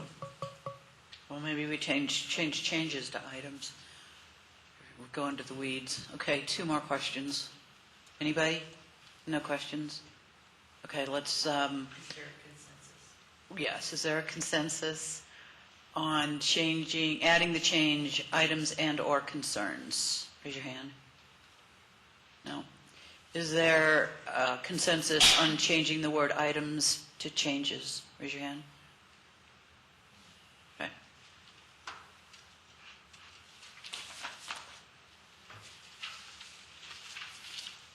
On page 3, section 4A, just for clarification, in the third line, so the members shall refrain from making statements on behalf of the city or the body, because we're paralleling this not just for council and so forth, but the particular body that might not directly relate to the whole city. So it's minor clarification, but... Kirsten. In the legal sense, the body is the city, and the city is the body. It doesn't do harm to add it, it's just not legally necessary. The city is who you represent. Well, remember, we've had, and I know what you're saying there, but if we talk, we're supposed to say, okay, this is the council's view, unless we differentiate, we're speaking on behalf of ourselves. It seems to me the same thing applies to a particular board, which we're calling the body. So that was... Well, and that's a really good point, because that's why we're always talking about board members, really our city officials officials, and when they speak on behalf of the city. Yeah, and the end of that sentence says, unless the person has explicitly been authorized by the respective body. So that's why I was trying to get that clarified. It's not something to die for here, but... Okay, any questions? Okay, consensus, raise your hand if you want to make the change or the body. Okay. The next one, Mayor, is mine on same page, section 5D. This was a discussion that during the original council discussion had language in there that, and I think it was actually Councilman Taylor that had pushed forward it, that we would, any email would be, or any question would be disseminated to all. And we actually had a 90-day review of that on our particular list, but it took till today to get the policies and protocols back to you. I'm suggesting, and actually Councilman Valdez just made the statement a few moments ago, that it should be the responsibility of the staff, because we're not operating under this protocol. There are too many emails coming forward, and to the extent that we are going to respond to all 7 of you when somebody wants to know what we're having for dinner, or when did the meeting date change or time change, or where is the location of some meeting that they're going to. So I'm proposing language in here, and it is the responsibility of staff to maintain an evenness of information when questions are presented which affect the entire council or board. The intent here is to move the burden of responsibility to the staff, and if we in any sense feel like that the question raised, and this goes to Councilmember Cole's comments, warrants going to the full council, then it should be our onus to put that out there rather than a responsibility that every email that comes out, and as I said, we're not doing it now, so this would come into current protocols and hopefully addresses some of the evenness issues that Councilman Cernanek had brought up on the original. I do have a question on this, though, which is, I appreciate staff wanting to take that on, but what's missing out of that, at least in some of my thinking as I'm going through it at the moment, is there are opportunities where a council member becomes aware of something and should bring it to the body. So it doesn't necessarily always flow through staff. I mean, that's one of the purposes of our member reports, is to be able to be in a position to bring that. I think this section, though, is about communications between council and staff, right? Okay. How you communicate, making your public statements, or before then. This is it for routine questions or requests to staff. Well, as I look at some of the section here, it also talks about our communication with each other.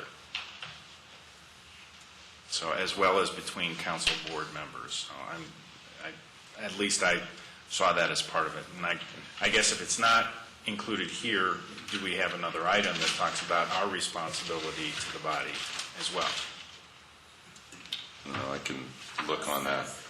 Section 5, Roman 5A, talks about evenness of communication between council board members. Council or board members, so council members, among yourself. So if you want to add anything, it would be relevant to subsection A. A does seem to cover Phil's concern. Okay. Do you feel okay about that, Phil?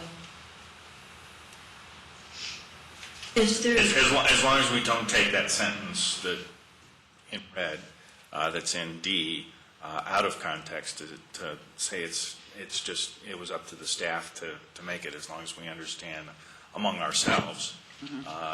And any body, board, or authority would also understand that among themselves they do have a responsibility to the other members. Okay. Bruce? One different circumstance is... No, you might.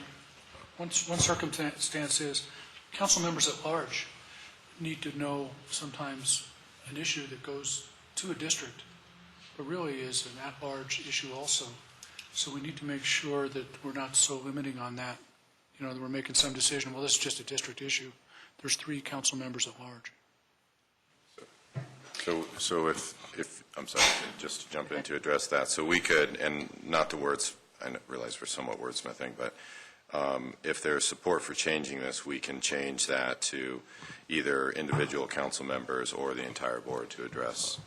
Because you could have any nuance of what you just described. There could be something that comes in that you asked that's, well, the whole side is at large. That's in District 4. So I think your point's well taken, and we can clarify so that it's as appropriate in the totality of communicating out to the council. Jerry? It seems to me like if I call to say that there's a trailer in front of some house, could you have your guy look at it? I don't necessarily think that that's something everybody would need to know of, unless there's a pattern at that area, then I could see that. But again, I think that would be a city staff function to let everybody know, especially the at-large people, as Bruce mentioned. I know at time that Bad Bruce over there, he's called me or told me that, hey, you had brought something up, but you just for a FYI, he had let me know. So I think it does come down to just a judgment call by each of us to when should I let other folks know or the city staff. Peggy? So I have a little confusion with what evenness of information means, and it would seem to me that could mean that I can phrase it in different ways to different people. I kind of like this notion of being disseminated to all members, but with the addition so that not everything, like the trailer parked in from whatever that Jerry's saying, if it's an issue that relates to the council as a whole or whatever, something that would clarify that piece. Realize I'm not going to come back and read this. I will never look at this again. But what I'm going to do is use. Review's coming up. We can add that. I'm telling you, this is not. I'm not going to come back and read the language in here. What I'm going to do is make the determination, which is what we're doing now, which is a communication came in, and is it appropriate to roll it out to the entire staff? That's what we're doing.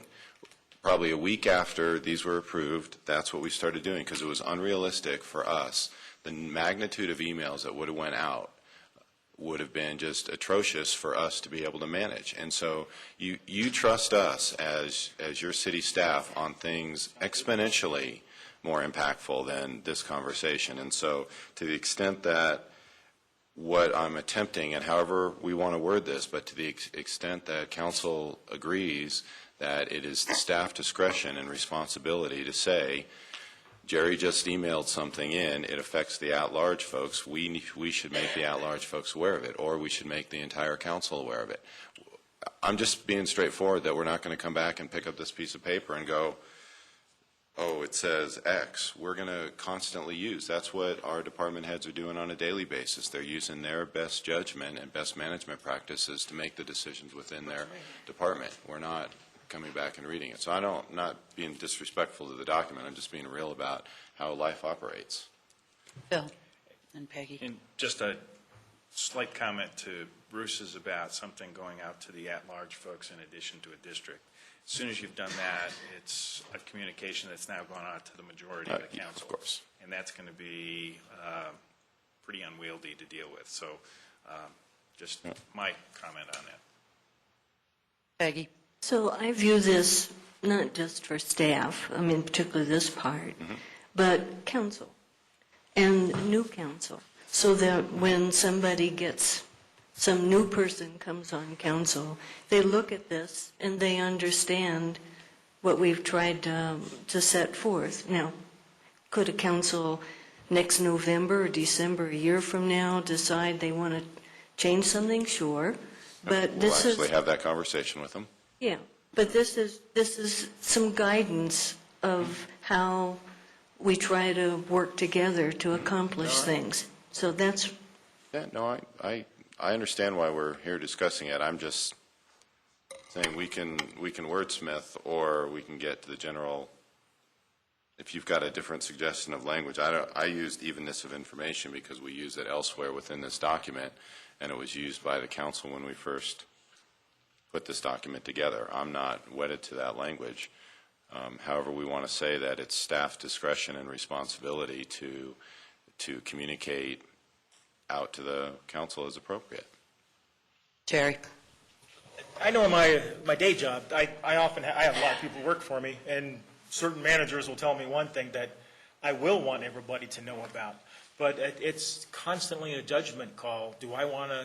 Does everybody need to know? It just isn't always necessary. And it also boils down to time, as the city manager just said. There just isn't enough time in the day to just make sure everybody has absolutely everything that this manager brought up, so I got to make sure all managers know. It comes a time-consuming task to keep everybody informed of absolutely everything. There are times, however, when I have to make a judgment call and say, yes, I do need to make sure everybody knows about it. And I trust that our city staff can do that. Okay, let's do a consensus. We'll work to make if council supports it, we'll work to make the sentence as straightforward as possible. I don't think we'll vote on the sentence as written. It is the responsibility of staff to maintain and consensus. Oh, Lord, I want to write that word. Show of hands, leave as it, or leave the red underlined. Okay. Next. Peggy? I'm looking. It's your name with a question mark. Peggy and I met, and I forgot to take out. On page 4, section 7, part B.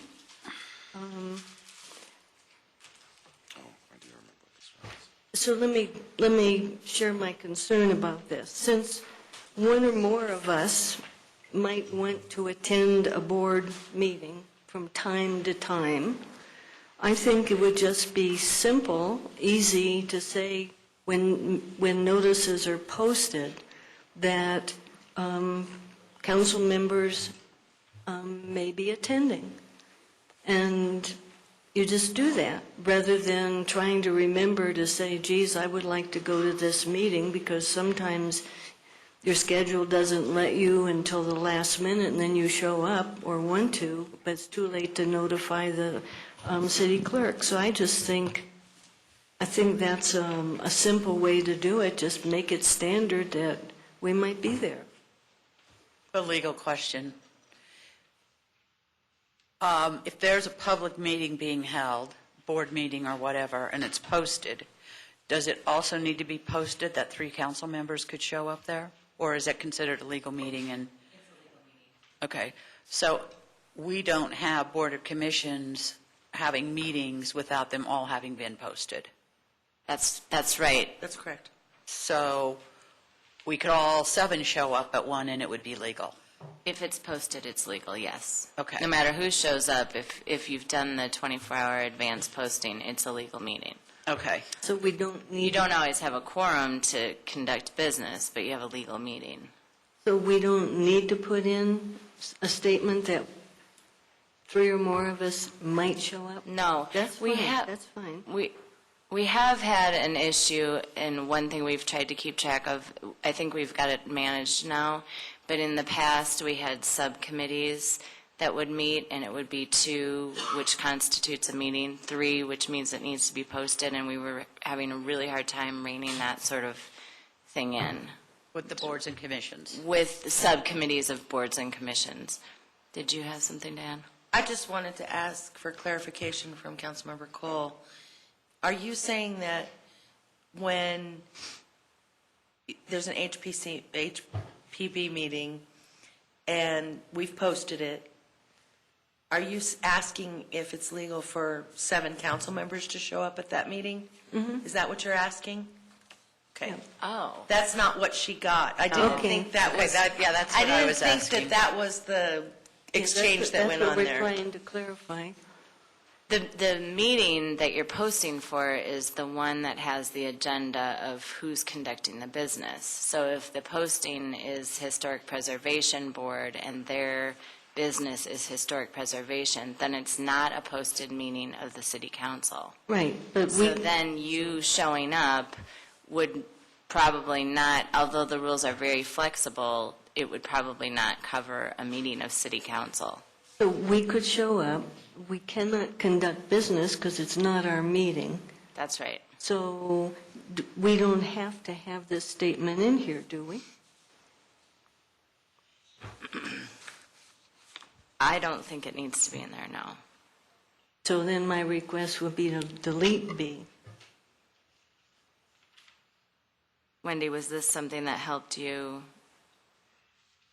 do your I would like job? to keep it, actually, just because if 3 council members are going off to a South Suburban meeting, it is just good practice for the city clerk to post it. Yes, it is. I agree entirely. It is good practice. And if you are all, I'm not talking about internal meetings, because I pretty much know there's not 3 of you going to the HPB meeting because you're not, it's quasi judicial and da-da-da-da-da, and it might come back to you, so you wouldn't be going to those. But if there are 3 of you attending South Suburban, or South Metro Chamber, it's just good practice to post it. I absolutely agree with that. And so to me, I would rather leave it in there. Just as I the don't city know clerk. how you're going to know unless we tell you every single meeting we're going to. And then if we try to make a decision at the last minute and there's not time to get the posting, then can we not go? And I'm still having... And I'm dying to say something over here. I keep raising There my you hand, go. but I don't get a chance. So is the mere presence of 3 council members going to constitute a meeting, no matter where? Like, for instance, if I go to play a lacrosse game, It could. and Peggy's going to be our goalie and Phil's going to be the cheerleader, does that mean we have to post that the 3 of us are going to be there? You'd be a good cheerleader. Not in a social session. Well, or what it, setting. 2 or more present is when 3 triggers the notice requirements, 2 triggers a meeting. Whether you discuss business is whether you violated the open meetings law. It becomes really difficult to see each other and not discuss some sort of business. So there's just some risk, but no, if you showed up at the Broncos game and there's 3 of you sitting together and no one said anything about city business, then there'd be no violation of the open Yeah, meetings law. because Bruce and I are neighbors, so we do see each other occasionally. Stop doing that. Bruce? I try, but I can't get rid of them. Got those strings. Well, I was going to ask about Dr. Cog seminars is a good example because, a lot of us, multiples of council will attend various Dr. Cog seminars. But we don't typically communicate, nor do we typically post, I assume, just by virtue of the fact that it is sort of sometimes it's a last minute. I think, And that's fine. I mean, that happens, that there's last minute attendance at places and that you're going to show up and it wasn't intentionally that you were all going to meet in secret and have business. Right. I mean, that happens out in the real world. But if you know that 3 of you are going to be at a meeting, I need to post it. Bruce, that's just one of the really- reasons that we try to have Marlene schedule for you an RSVP, because then we can notify the city clerk if we know that that's happening.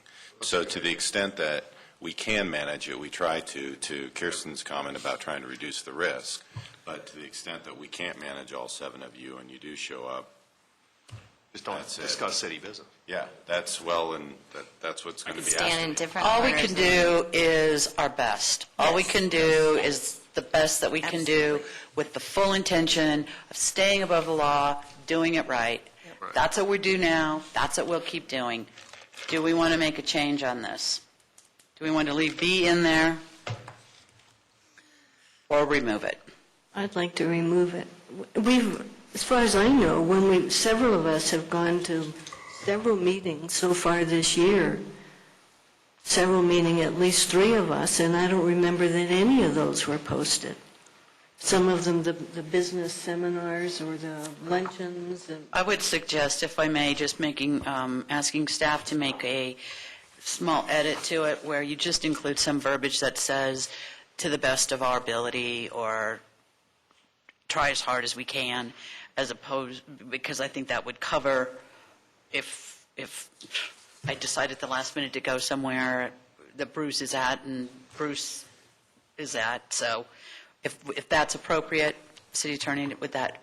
And it does say where discussion of city business is anticipated, so that really is a pretty high that means you know, and you're going to, you know in advance, or you anticipate in advance that you're going to discuss city business. So I don't think it really needs to be revised, but. Okay, so those do consensus, raise your hand, leave as is. As is, right? As is. Okay, stays.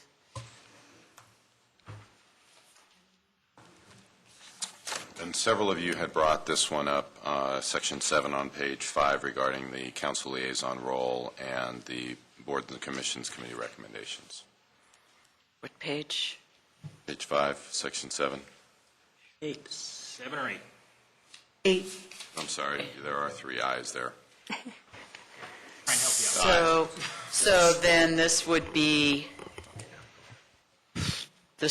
an elimination of this, based on eliminating liaisons? Don't we do have some, in effect, council liaisons?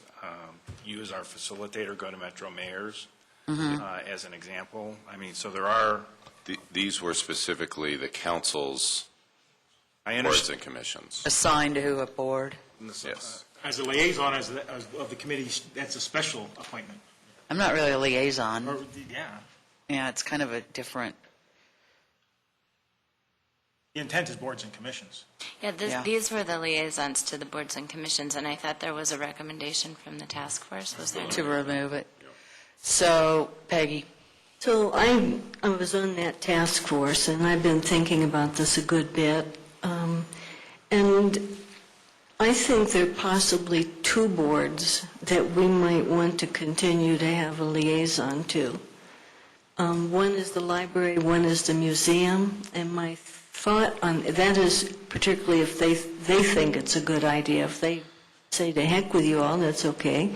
But my thinking is they're the only 2 that have a direct connection to a city facility and its programs. And in that sense, it seems to me that it would be wise to have a liaison to them, because it's quite different from the other ones that we have. The library board, which is charged with dealing with disputes over freedom to read and so forth, might get into a legal kind of issue, but I don't think that came up in the, 3 years that I served on as liaison to that never came up. So I'm not thinking that would be a big issue, but I think having that connection with those facilities and their programs would serve council well. Any other comments or questions? Okay, Bruce. This is one that we might want to just set aside and revisit and reinstitute if it doesn't work. Where this does place a demand over and above what is currently there, I think, is on the administrative staff assigned to that board, because now they also have a responsibility to answer the kinds of questions that might have been directed to that council member, and that's a little bit different for some of them. But I can see where we might want to revisit this in the future. So don't lose the language? I'm comfortable with trying the not, although I've gotten a lot of input from people that like it. I just think there's an administrative staff replacement there that just hasn't been fully exercised.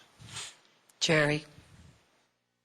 I guess I'd like to figure it out tonight, because I'm on liaison on the Historic Preservation Board and the Housing Board, and I just like, are we or are we not going to attend meetings? That was the question I had made. I mean, I'll go or I won't go, just whatever we all agree on. Well, the recommendation by the board and commission task force was to remove those, so you wouldn't be. So I stopped going. Yep. Right. Unless you want to, right? Well, yeah, it's still a meeting, so. It's a public meeting. Yeah. Public meeting, you can go to it. Any other comments? But you shouldn't be going if they're covering items that you'll be the appellate body for. Just if you're going to go just for good fun, don't go for quasi judicial hearings, please. And that would be the Historic Preservation Board. Right. Mm-hmm. Bruce? Since we did the licensing authority tonight, and I know there typically has not been a liaison to the licensing authority because it is quasi-judicial or more. But I mean, using that as an example, based on the folks who were on the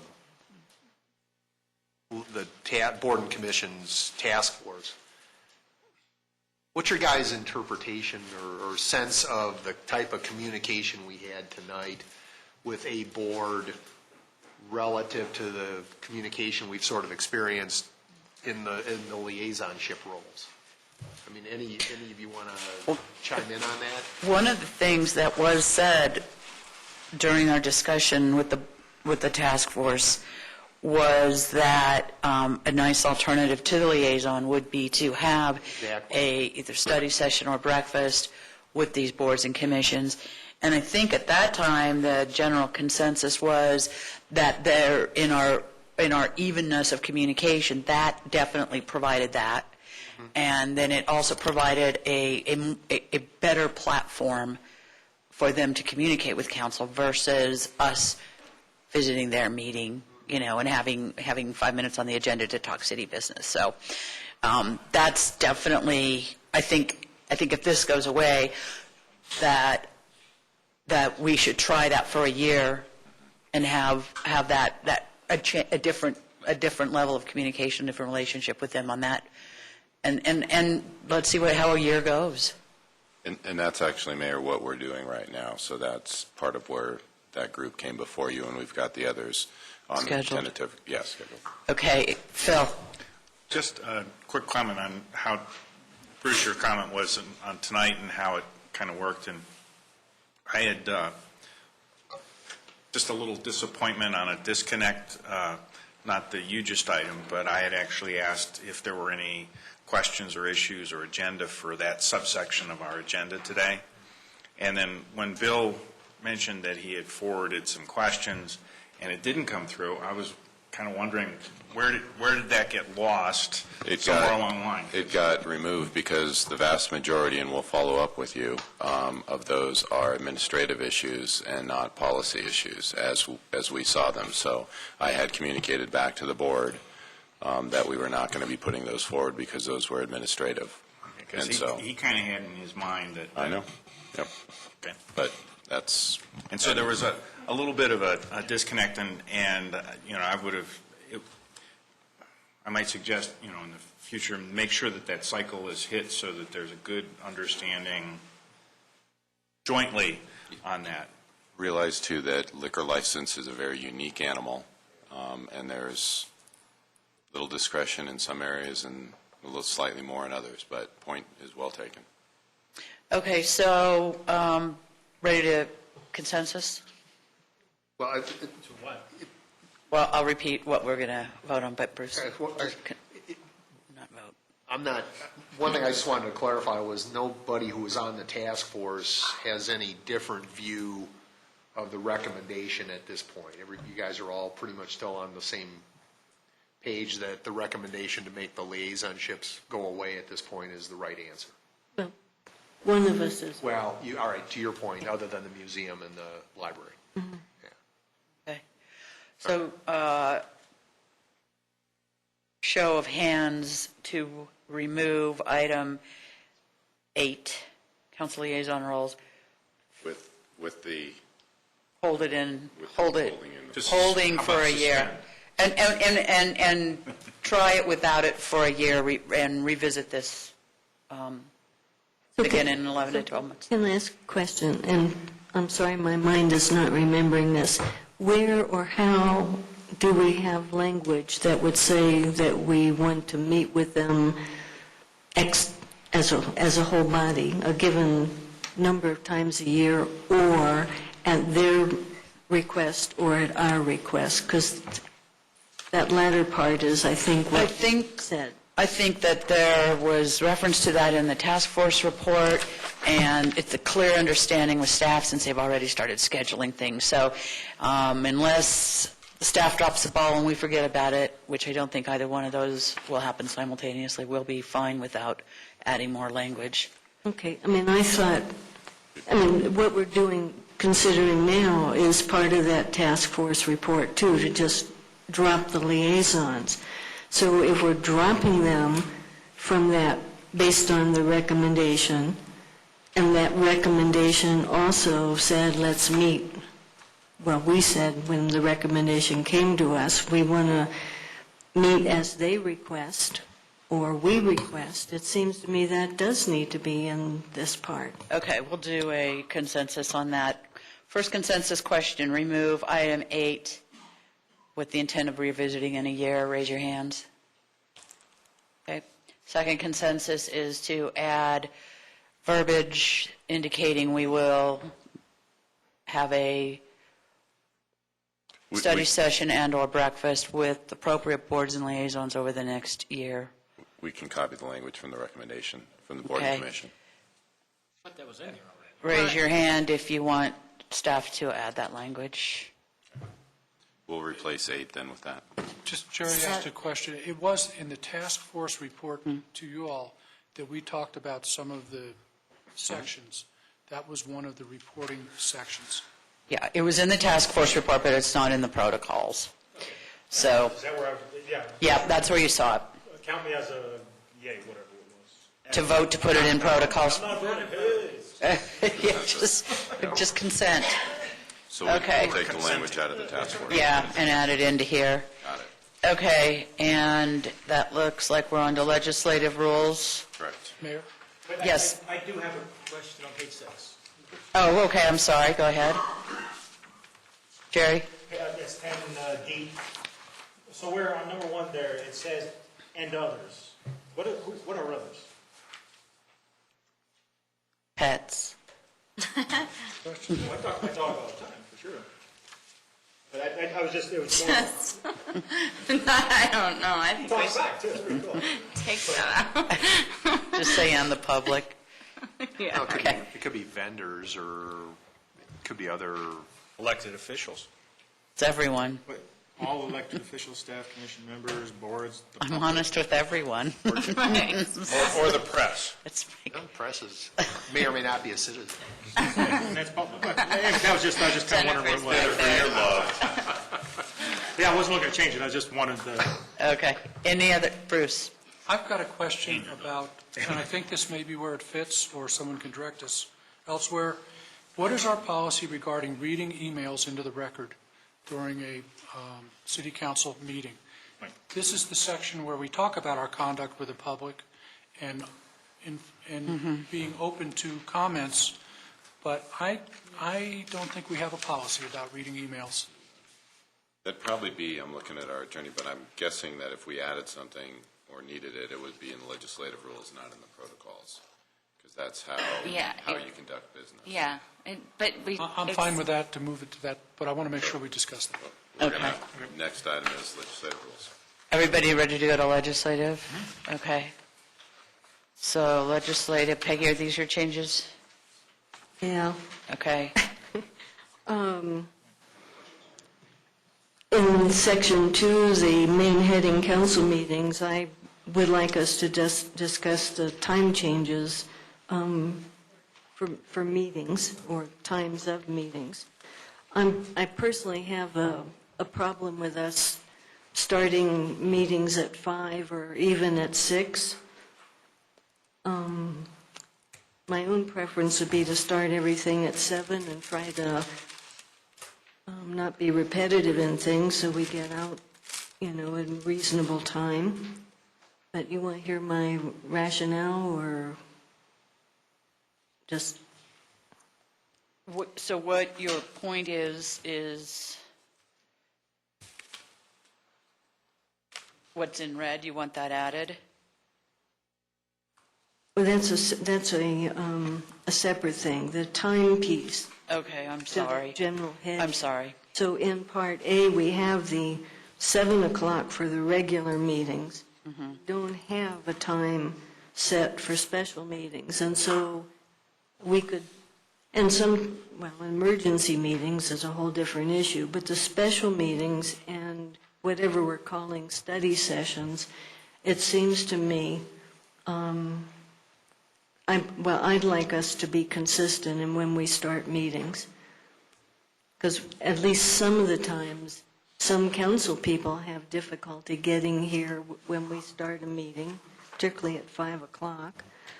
But I'm also concerned if we're trying to engage citizens, get them here listening, actually get them to City Center more often.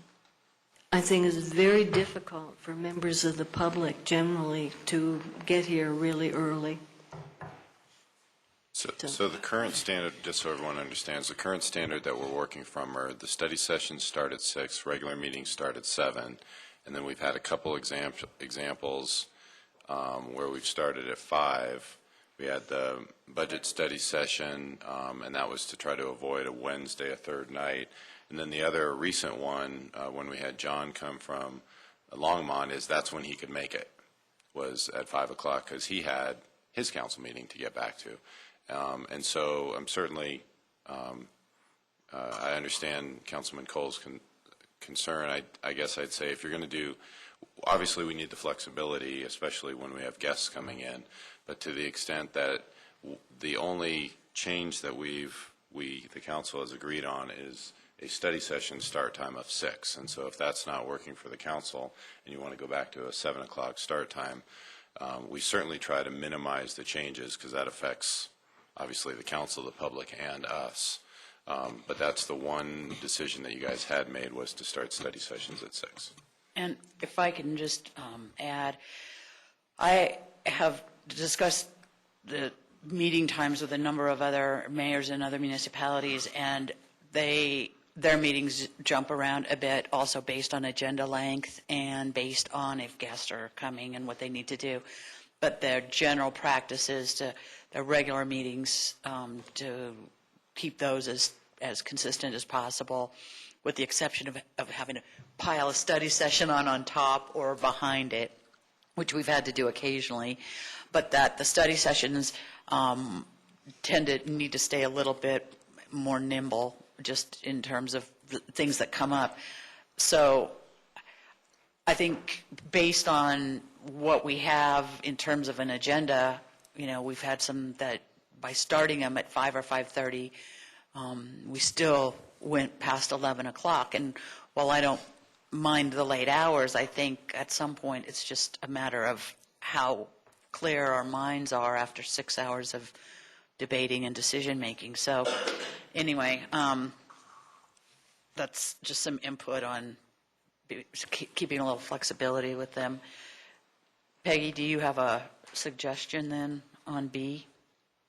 Well, we might say generally they would start at a certain time, and then that still allows us the liberty to accommodate some of the things that you just said. I'm sorry, would that be in D that you're proposing that? In B? B. Special meetings? So the change on special meetings. Probably want it B and D.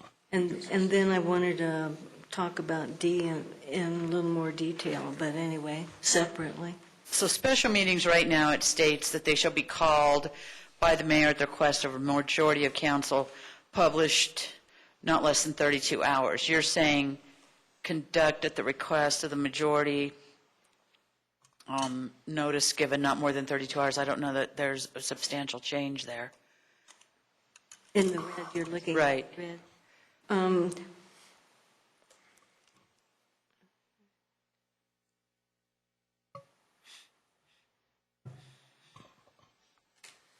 not quite sure why the red is in there and then the other part.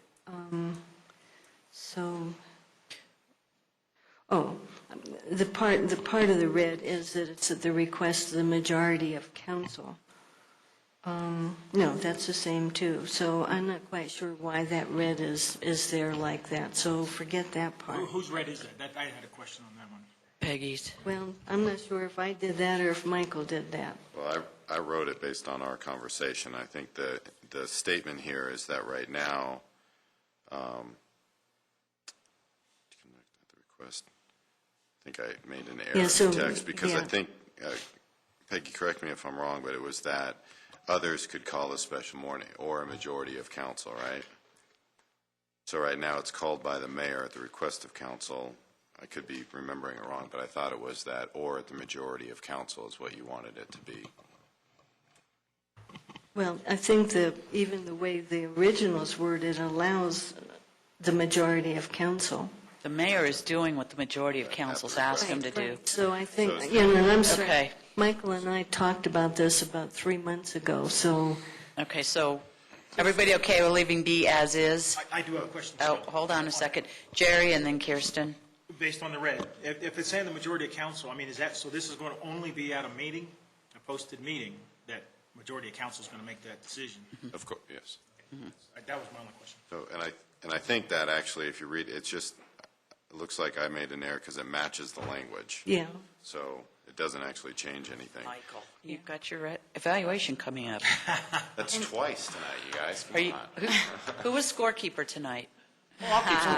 Okay, thank you. I've got the score. Kirsten and then Phil, sorry. Is there a reason that we want to keep the 32 hours? Why are we making ourselves more onerous than the open meetings laws? Because, especially since we have a community that is very concerned about following the open meeting laws, why would we set a heightened standard than what is in the law? So I think we should, and it's also just difficult for staff to keep track of that sort of thing. So I think the margin for error is going to be a lot less if we just keep it at 24. Okay. Phil? At the risk of representing somebody who's not here, Jim raised the can't issue. do that. Yep. Okay. Yeah. No, but you can still Okay. express the issue. And what it was doing was trying to allow for the posting so that folks could adjust that schedule. So in effect, you would have it I actually like the 32 hours because it means I've got 2 business days to kind of get through to get to that time frame. What if staff just try, I mean, I think we would probably try to post as soon as we knew something was going to be held in a special meeting, but I just don't think we want to commit ourselves here to doing something that the law does not require us to do. Bruce? Okay. No, I didn't have any. Okay, let's handle first, does anybody have any questions? Consensus show to change 32 to 24. Okay. We will aim And- for as early as possible. And then a consensus show to leave B as is. Is otherwise, right? I have a was. question on that one, which is, Okay. what happens if in some instance the mayor's not available? And the mayor pro tem? I think our legislative rules indicate what happens, the sequence, and then these would, right, Kirsten? Or is that in our? Well, the legislative rules are a guiding document to some extent, so if you had to step to next in line, you could do that. We have that detailed somewhere It does. It in says one of those our. council remaining guys vote on who they want to It's leave. in B. It's in B. Oh, that's true, that's in there also. Yeah. So I think we're covered. Okay. Okay. I'm sorry, Mayor. The other thing I had that Peggy had brought up for B was, do we want to say that we will generally start at 7 p.m., separate from the language? Or is that what you were? Because the you red wanna language add- should just go away, but if I understood, and Peggy, maybe you want to clarify, but it was to amend 7 to have all special meetings shall Generally begin at 7 p.m. Put the generally first, but yeah. Okay, yes. And that's only in keeping because a special meeting is like a regular meeting, Correct. but not on those set days, so. Get it. Okay. Consensus, anybody have a problem with generally beginning at 7 p.m. added to B? Raise your hand if you have a problem with it.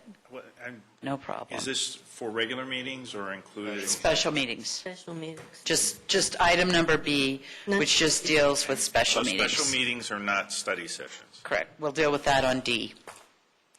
Okay. Okay, so here are the changes we have made to B. We've changed 32 to 24, and we have added the phraseology generally beginning at 7 p.m. Now, Bruce, Go ahead, finish your thought. consensus, I need a consensus on removing the red. From B? Yes. Which was never there. I thought you just did that, with Yeah. leaving B as is. We didn't consensus on that. Michael interrupted us. Oh, okay. Did, Jerry, I got another one, I don't worry, I got it. okay, consensus on leaving B as is.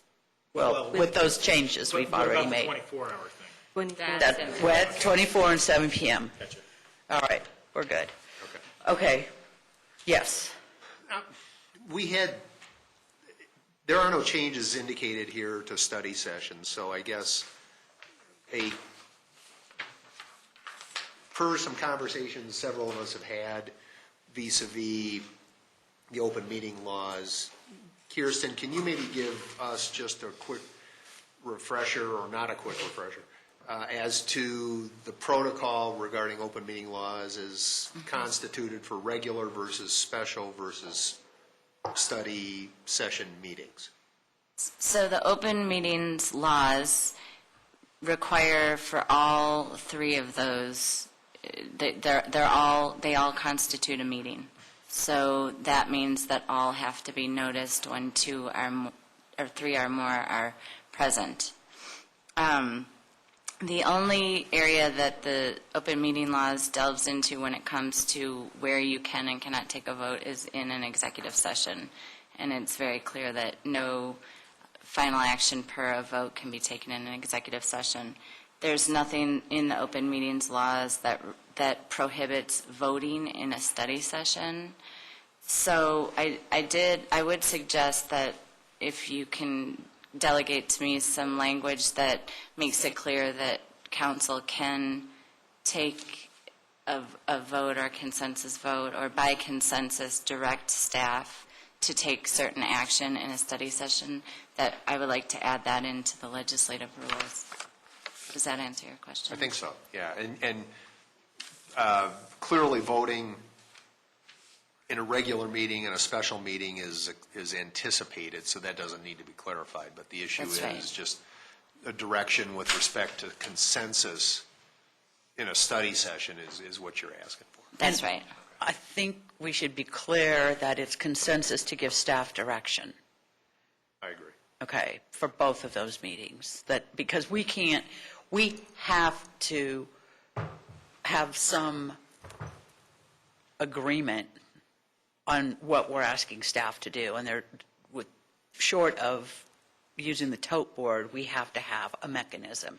And if the show of your hands consensus to give direction is what it is, then that's what it'll be. And if I slip and say vote, that's just bad Debbie.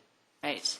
Okay, Peggy? Well, since we can vote in a study session, if I understood what you just said, I think we should have votes that are recorded. People know who's voted how to give direction, but making it clear that we're giving direction.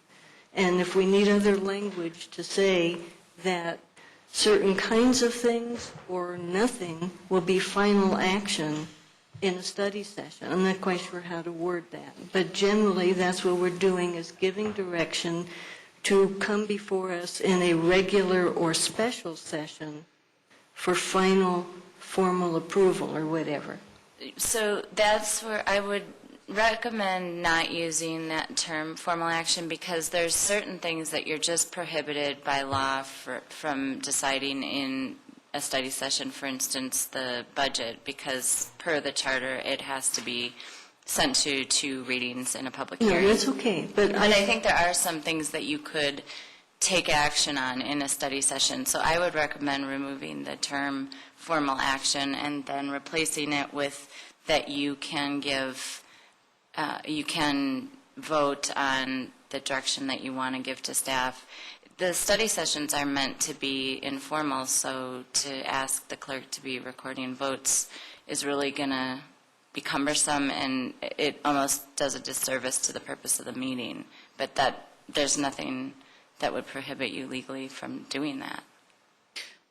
So on item D, the last sentence would change. So I would recommend something along the lines, and I want to go back and look at the whole document again, but the purpose of the study session is to discuss and study items, and then we'd strike out the "but no formal action shall be taken," and we'd replace that with the council may vote or take a consensus as to how to direct staff on certain items.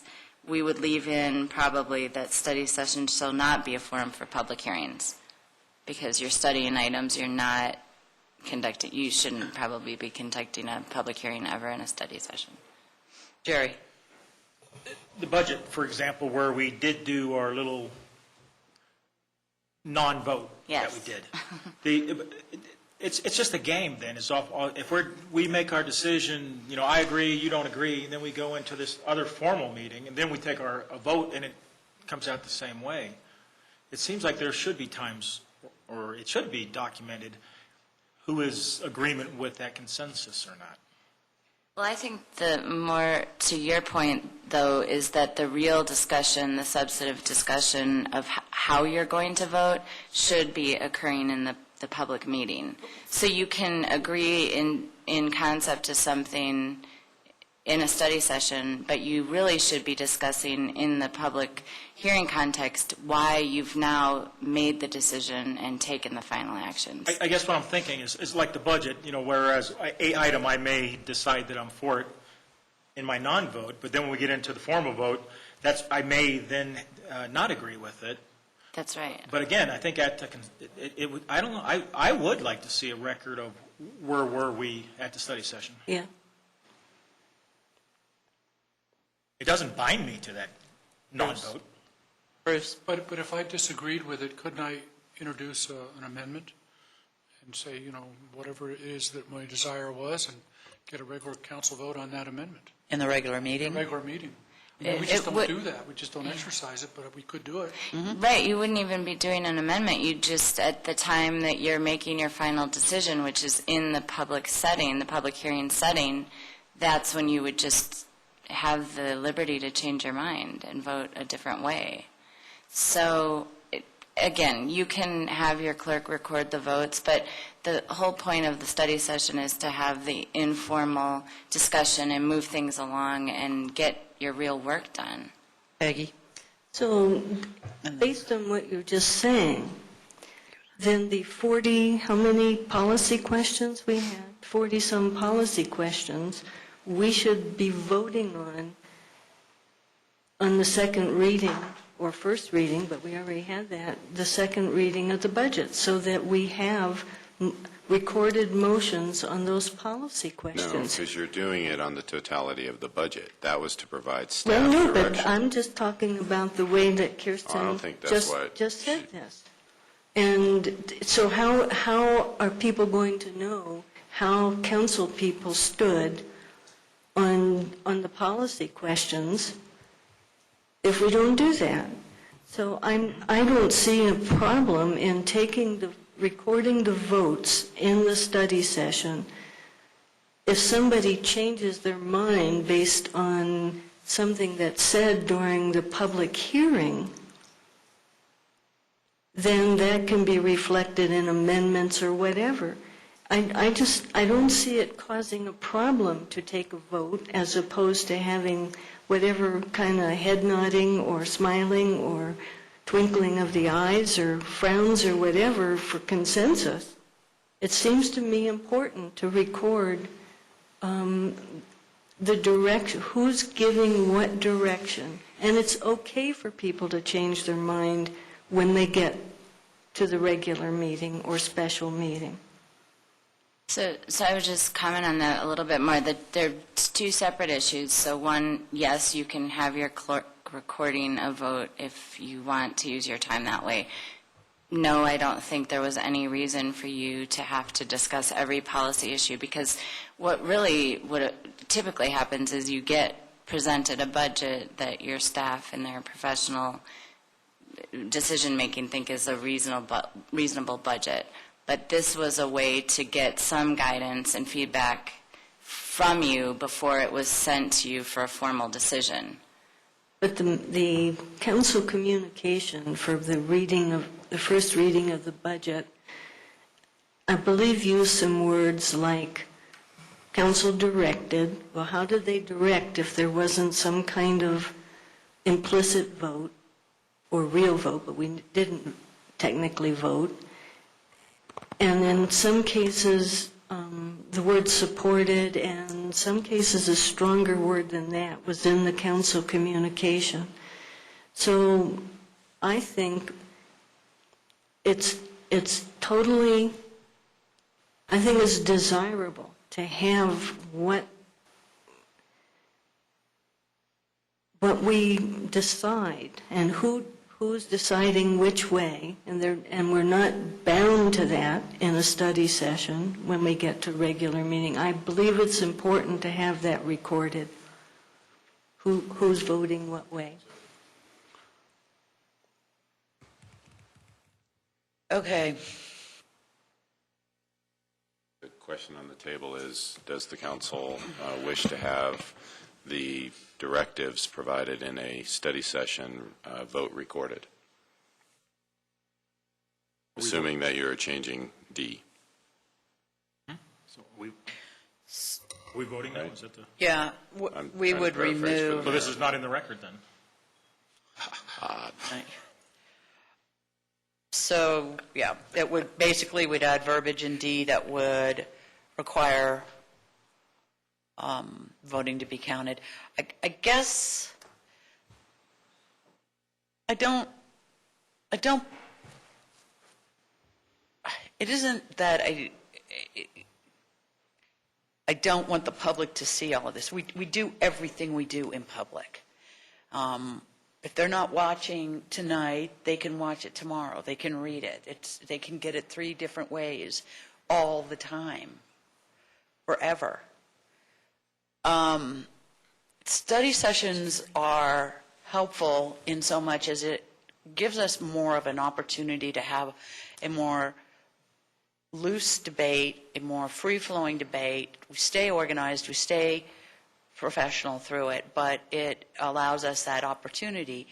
And I think that we do have plenty of discussion, and if anybody's wonders how someone votes, I mean, clearly we've all discussed it. You can almost guess our votes before we vote. Don't say that. I think, well, in discussion, in conversation, in a study session. If we want to turn it into formal voting and tabulating, then I think we are changing the tenor and the tone of a study session.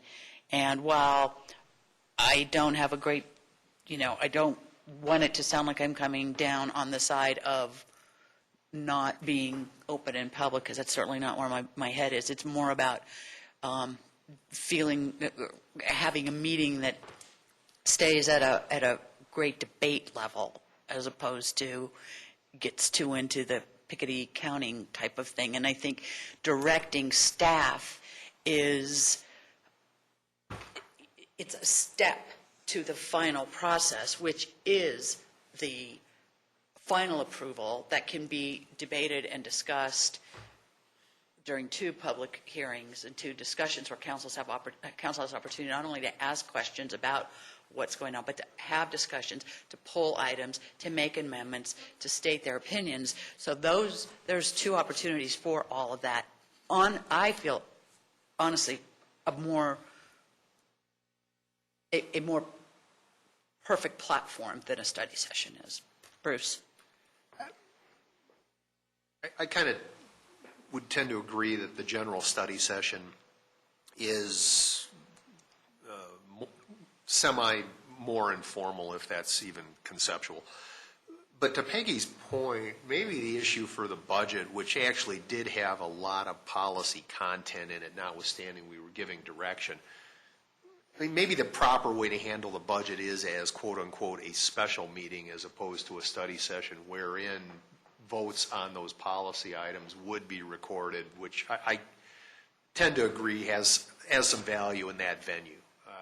Given that we spend a lot of time talking about a lot of stuff it's hard to get more critical to the community when it gets distilled down into dollars and cents. And so I think there is some advantages to maybe just point forward treating the budget as a special meeting wherein it is subject to recording, but the general study sessions, I like tonight, I'm fine with just hand raising, and I don't think we've done anything of macro substance, for example, with this that would necessarily require individual vote recording. Mayor, the budget is a unique animal. I agree with that. From a normal study session. I mean, one of the concerns I would have, aside from the workload, is are we then getting into motions and debating the language of what direction is actually provided? Because there's definitely times I think the mayor's turned to me and said, Michael, do you have enough to move forward? And I say yes, because we're looking for general direction for it. So I'd throw that in as well. But yes, the budget is a separate animal. It's unique in how we handle study sessions. And I would just go a little further that if you took it the way it used to be done, line item by line item, you're still having that individual conversation, and you're not going to go have 5,445 motions because you discussed each line item. You're taking the totality of the budget and what you guys agreed on during the study session. What you do is happening at 271 other municipalities on a Monday, Tuesday, Wednesday, or probably Thursday night. The study session it's been described as informal. You've got to have some ability to direct me and provide for that open direction. And to the extent that you aren't finalizing, dotting I's and crossing T's, because that's not what it's about. You're just giving me enough direction that I can go work on something.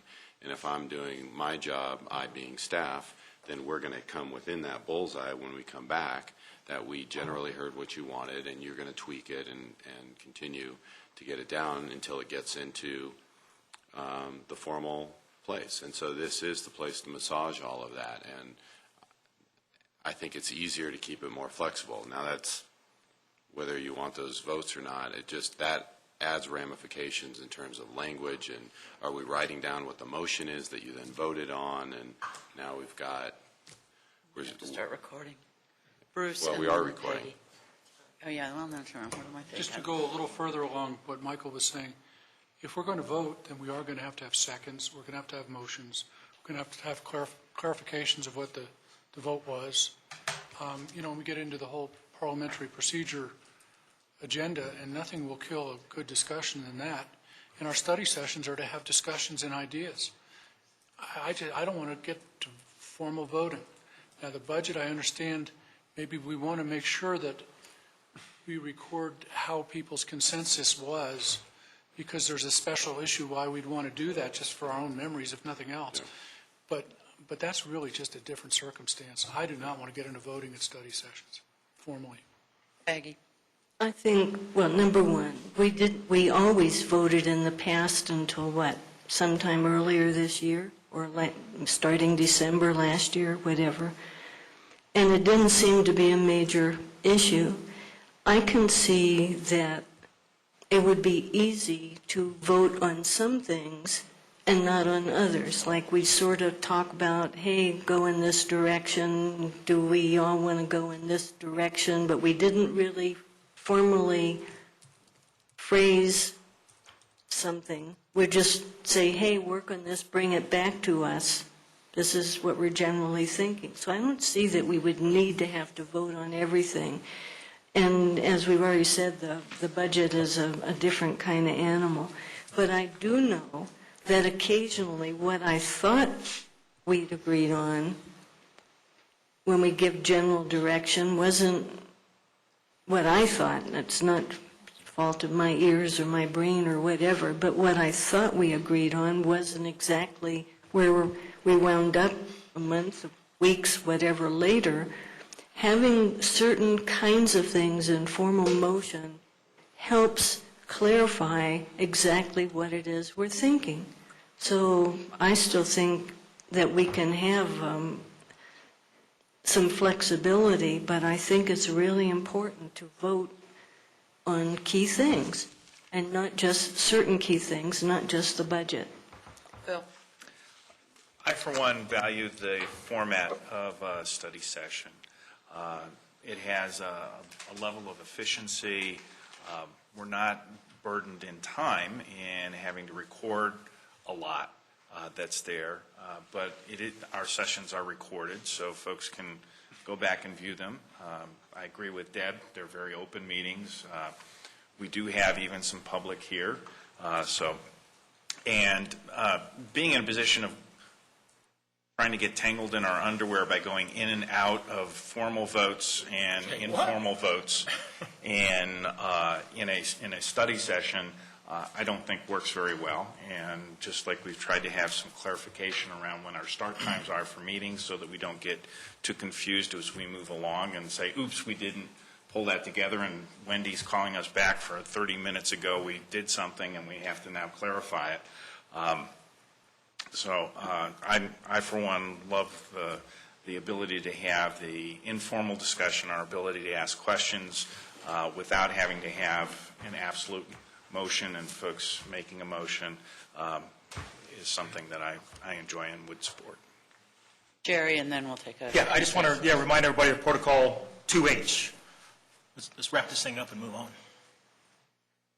Okay. I want to use the word efficient. Show of... 2H.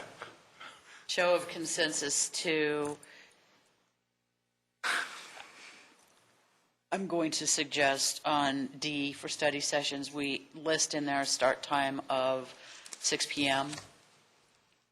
and however that's phrased, generally beginning at 6 p.m.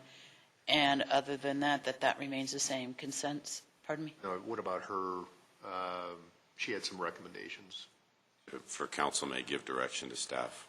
Able to vote? Yeah. With Kirsten's addition. To take out, but no formal action. Right. And replace with council may give direction to staff. Yes. Okay. Consensus on that, raise your hand. That one item, yeah, okay. Okay, it's done. Okay, item G. Half a second, I'm taking a note there. This was for clarification. We have order of agenda, but we didn't say which meetings this relates to, and it doesn't relate to study sessions. So I thought for clarification, we say the agenda for regular and special meetings may be organized as blah, blah, blah, blah. Okay, anybody have a problem with that? Raise your hand. No What's problems. the question? To add, on G, to add that would, the order of the agenda would be for regular and special meetings. If I raise my hand, that's okay. Okay, raise your hand if you're okay with the change. Yeah. Okay, done. And then this is not highlighted in there, in the first, the actual order, we have announcements, reports, public comments. I recommend that we move reports until after new business. The reason I do is I have received feedback from quite a few citizens myself that don't like hearing the reports at the beginning of the meeting, and one of the reasons that we moved it was we thought they were turning us off at the end of the meeting and didn't hear the reports. But since the reports are an undeterminable amount of time, if they're at the beginning of the meeting, it makes it more difficult, I think, to get people to be watching and keep watching. Jerry? I haven't heard any comments on it, but I do like having it up front because often some of that information is important, but it only takes us a matter of minutes if we as individuals keep those reports short. But I do think those reports are important, and it's nice to get them out first because we're getting ready to move into the meat of the meeting. I would add to that ironically, that was moved because of citizen comments to move it up. And quite honestly, over the last year or so that we've had it there, it's probably been just under a year, I think reports have gotten better. And I think that having it at the end of the meeting, some of these reports could get a little long and lengthy and not as interesting as they probably could be and should be. So I think council has done a much better job of keeping the reports concise and interesting. And I think it helps having it up front like that. So I would not support that change. Is there any other discussion? Consensus will leave as is. Raise your hands. Okay, stays. On page 3, part 4B, suggested change. Generally, no member shall be allowed to speak more than once to a motion before all members have had an opportunity to speak. Because in practice, we often speak more than once, but I think Mayor has been very good at giving everybody a chance to speak before someone gets to speak again. So we don't really enforce the not getting to speak more than once. This is what I think we're doing.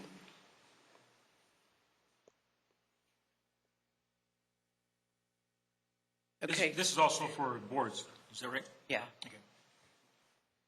So by changing this, essentially what is being added is that members can speak again once all members have had an opportunity. So it's pretty much what we do. It's just putting it in writing. Raise your hand if you're cool with the change. Yeah. Done. Hey, Peggy, come on, man. Well, sorry there. On She's page... waking up the people at home. Scare the devil out of you. Have a thunderstorm. Page 4, item K on vote. Just to clarify that if there is no vote board, we do have the electronic board in the other room and the whiteboard here. The members shall cast their vote by voice. I guess that would also be true if equipment breaks down. So, Okay, anybody have a problem adding that? Okay, add it. I have a question right at that Okay. page too, if you don't mind, Mayor. Yeah. On J, I'm sorry. Page 4, yeah. We're on page 4, right? Yep. Okay. On J, where it says a motion to reconsider proposal and all that good stuff, and it says must be made prior, and then or. So is it a must or, well, it seems if it's a must, that's what you do, but you don't say or. which line are you in, Jerry? No, it is. Three and It is an or because, well, maybe the attorney wants to. It says must, but then later on it says or you can go ahead and do this. line 3. Where are you? J, line 3. If the, Drop down says a motion to reconsider a proposal that has been acted upon must be made prior to adjournment of the meeting or no later than. so the or is okay. Right. Must be made prior to adjournment of the meeting. It's Or the no must later part. than the next. It just clarifies. Either or. You can do it in the current meeting. It seems like must ought to be removed. Some It organizations. has to be acted on in either one of two ways. The must covers both. You want me to put either in If you say either or. there? Okay. Yeah, the must covers before the or and after the or. Must be made prior Or to must. adjournment of the meeting. Must be Either or prior must. to. Is it missing a comma then? Well, I think either helps if we want to. Okay. Fix it. Thank you. Everybody okay with that? Thanks, Peg. Okay. Okay. Peggy? Then in L, I put this in L, the red, the addition, each member's vote shall be recorded in the minutes. That, I'm not sure if it should get added there or at the end of K or become a separate item itself. But essentially, we do record actual votes. And so I'd like to see it stated that we do that. So it's just putting in there what we currently do. Okay.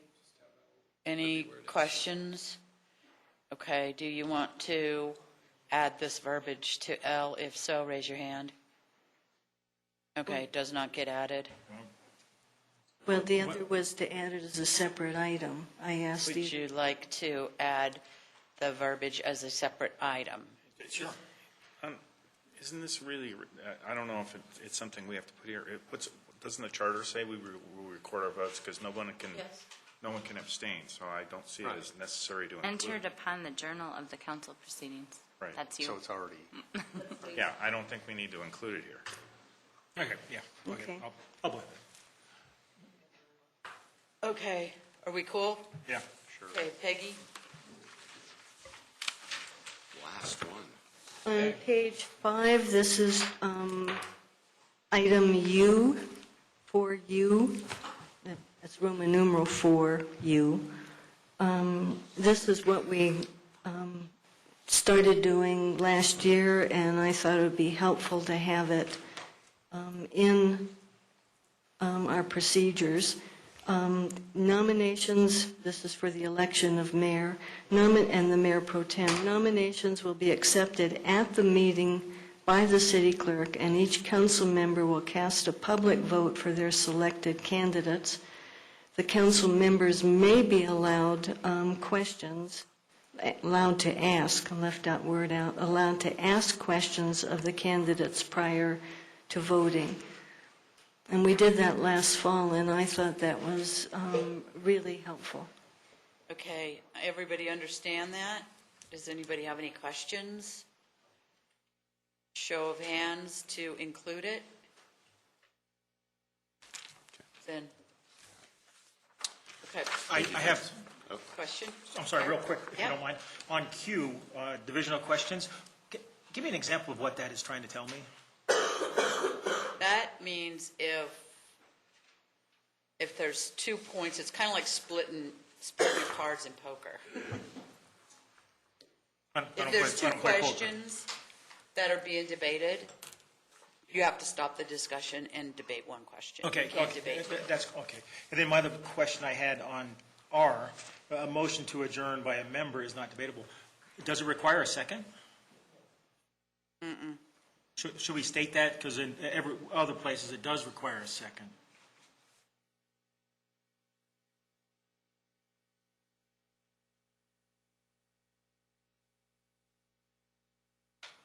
Are they having a private meeting? No, I'm sorry. the previous one. I don't think you want to state that it doesn't require a second? Well, I'm just putting it out there. I mean, we talk about motions, then a second, but also in here, we just say a motion but no That's second. the one that does not require. Right. We can, The motion to adjourn does not require a Okay. second. All right, that's, okay. That's And good. she reads. I didn't think so either, Always but adjourns the meeting. it works for me. Okay. Okay. Jerry, don't start thinking you can adjourn the meetings, though, okay? Maybe we ought to add it needs a second if Jerry thinks What does she mean by that? Okay, so, I yes. really apologize, but I do want to go back to election of the mayor because between the time that you all adopted these and now, there was a bill that talked about prohibiting secret ballots other than for election of your president. So again, I would just put out there that I know that you're in favor, probably policy-wise, of doing it in a public vote. But do you really want to limit yourself and make your rules more stringent than the law requires? I think you should at least. But that's what our charter revisit that requires, question. recording all votes. Well, we talked about this last time, didn't we? I don't think it. Wendy, do you have a comment on that? Do you recall? I think we should. I do not recall at this time. Because I think I should come back with something in a memo format to you on your options so that you don't commit yourself to something more stringent than the law requires, if that's okay with you. I hate to prolong this process more than it needs to, but, Well, when we bring it back for adoption, we can. yeah, We can look at bring it. it okay. Well, I would just say right now that I think it's good to have public vote, that we work with each other, and we've said that we want to be part of a team, and if we differ in the motions, generally, well, I said it last time, was not a vote against somebody, was vote for somebody. So I think that's good. Okay. Anything else? Okay, Thank- we'll take, go ahead. I just was going to say thank you. You're welcome. We'll take a 5-minute break and then return for our final item, Sewer fees. sewer rates.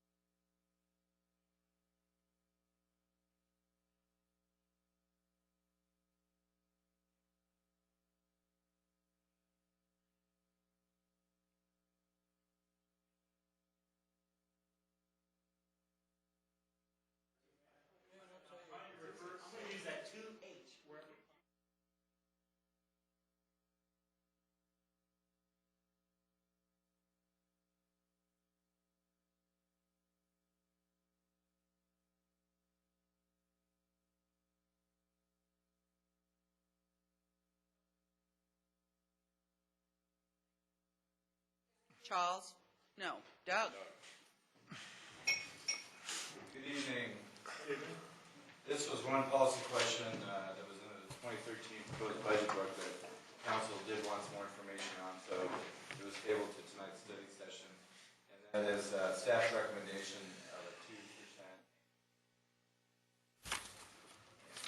Staff has updated a financial projection model over the next 5 years, and we've incorporated some major assumptions here. And we have come up with 3 different rate proposals based on these assumptions, and also based on the fact that we do have some capital projects that are coming up. We've got some better projections on those. The 2013 master plan will be updated as far as the Littleton Inglewood treatment plant. So this is all preliminary, and once the master plan is reviewed and adopted, these capital projections could change and most likely will change. So this is preliminary information right now, but based on the information that we do have and some input by our Public Works Director, Charlie Boston, we've come up with these capital project projections. So we've got, the outcome is we have 3 different options. We have good news in that the ending cash balance of the sewer utility fund is sufficient right now. It's well positioned to fund these capital items using the cash balances that are in that fund. So staff is recommending option 1, which is just an incremental increase to the customers, and that would be a 2.5% proposal for next year and a 3% annual increase from 2014 to 2017. We think that would be have less impact on the customers and just be incremental increases over those 5 years. Another option would be to delay the rate increases to all customers and have a 4.25% increase that would not start until 2014, and it would be annual increases through 2017. And another option would be to delay the increases even further, and you can see there is an effect on that, and stave it off until 2015, but then we would need a 7% increase for 2015 and 2017. So we can come up with other options using these assumptions, but staff is recommending option number 1, which we think would be more palatable to the customers and would also fulfill the assumptions of the capital needs that are coming up. And Charlie's here tonight to talk about those capital needs. If you have any questions about that, otherwise I can talk about answering questions about the rate analysis. Bruce?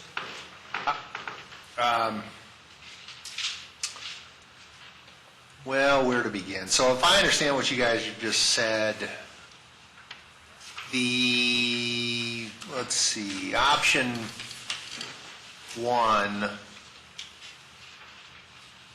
at the bottom of the first page, you don't have page numbers on these bad boys, do you? Well, okay, so the title at the top of the spreadsheet is 2010 through 2017 sewer analysis, 2.5% annual increase in 13, 3% annual increase in 14 through 17. So at the, Also labeled option 1. Option 1, yes, correct. Okay. So at the end of the cash flow analysis, the quote-unquote budget for 2012 says the ending cash balance in this fund is $12,116,000, and it sort of hovers around 11.5 to 12, and then it ends up at about 13.3. But you're basically saying that the majority of the $7.5 million of estimate nutrient removal costs that constitutes the city's share of that capital expenditure would be paid for in its entirety out of that $13,310,000. Is that the correct way to interpret this? That's correct. That's the assumption we're incorporating here is the cash fund that project. That's right. Okay.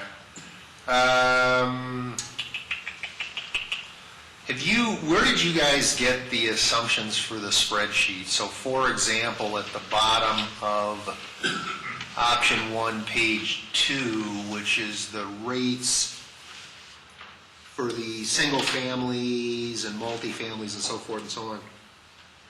At the bottom of that analysis, it's got expenditure assumptions. So for example, it's got personnel at 5% per year, and it's got general fund at 3%, general fund transfer, and it's got, I guess it's other service and charges at 3%. So are these coming from the sewer plant? Or is this coming from us? No, these are our staff assumptions that Charlie and I have worked on. He's given us the tap estimates, what That's fine. potentially thinks the growth might be. Which is nil. And we've looked at, over the next 5 years, what might the personnel cost be? That includes not only just salaries, but benefits too. So health is a big driver there. So we assume maybe 5% average over the next 5 years. Okay. Well, since this is a study session and we're basically just kicking ideas around, I'm going to suggest that that sort of set of assumptions isn't necessarily going to work all that well for what we're trying to accomplish here. I mean, I think the sewer plant needs to step back and try to figure out how to do what they're doing and reduce their cost structure at the same point in time. And to just basically jack 5% on for staff and 3% on for OpEx to perpetuity, that's sending the wrong message. I mean, it's just not what we need those guys to do. We need them to figure out how to get creative in terms of cutting costs. We'll come back to that. The bottom of the staff memo on page 2, the final note, I thought this came up a year or so ago. I'm sorry. Yeah, it's the final note. It says the city of Littleton has an option to request a lower debt service reserve amount from the Colorado Water, whatever, board. The current amount is $5 million. The staff will make the request, and if granted, the amount could be reduced to $4 million to sufficiently cover 1 year's debt payment. The result could be a lower rate increase for 2014 through 17 than was currently projected. Now, in light of what we just did on the COPS refinancing, my recollection is we asked the question a year or so ago whether it was the possibility existed to refinance the sewer plant debt, and the answer was the economics didn't seem to work. And I'll leave it at that. This is separate from that. This is just basically a state allowance that says you don't need to reserve as much, I guess is what it's saying. Yes, this is a separate issue. This would be something that we would need to request from the board to lower the bond reserve amount, which is currently at $5 million. That's what the city signed up for. Right. We issued when we signed up for the loan. This would be our, $5 million is our share, not the joint version of the whole thing? Our loan was financed differently than Ingrid's. Okay, so this is just strictly speaking about us. Okay. And so, I mean, obviously, if we can do that, we should do that. Right. So we didn't want to make that assumption because we're just not sure that the board would grant that, lowering that reserve. Okay. And we're not sure what the dollar amount would be either. This was just something that has come up recently. So we would definitely try to request that because I think it would be to our advantage to do that. Okay. But we don't know if they're going to approve it or not. All right. So it's not reflected in the numbers. Which is fair, but I think it's good upside, and again, just speaking for myself, I would be encouraging you guys to go do that. But is it worth revisiting the refinancing of the sewer bond debt now that we're another year down the road and interest rates have dropped some more and so forth and so on? We can definitely talk to them about it again. Last time this came up, 4 or 5 months ago, what they responded, they told us that they periodically do review possible refinancings. We are under their control as far as that's concerned because it's basically a big pool of needs, capital needs, and then the Colorado Water Power, they issue the bonds in order to supply the loans that we received with the treatment plant. Yeah, and so the whole pool has to work. They issued it, so they would be the ones to refinance it, so. Okay. But we'll definitely talk to them about that again, because there are many factors there that we're not really aware of, but they have to pay attention to. All right, yeah, I would definitely encourage that. Let me ask two more, and I'll shut up and let other people chime in. This capital cost item that's the attachment after page 2, it shows $750,000 of annual CapEx, capital expenditure, and then starting with construction in 2019, and some prelim stuff, design and so forth, $7.5 million, our share of the nutrient removal cost, which says the total for what, Reg 85 or Reg 31? 85. Reg 85, they've now ballpark estimated to be $15 million. That's correct. Okay, and that's because that's demonstrably less theoretically than we were talking before, although we don't know what Reg 31 CapEx is going to look like. Reg 31 is a whole different animal beyond the scope of fitting. Okay. But it seems like this one came down a little bit. Is there any technical reason this thing reduced from what was maybe a higher number earlier? The work with the Water Quality Control Commission and the efforts by the councils and the staff were able to make an impact to lower the overall need to do something, and the cost dropped dramatically. Well, what impact what was it phosphorus removal.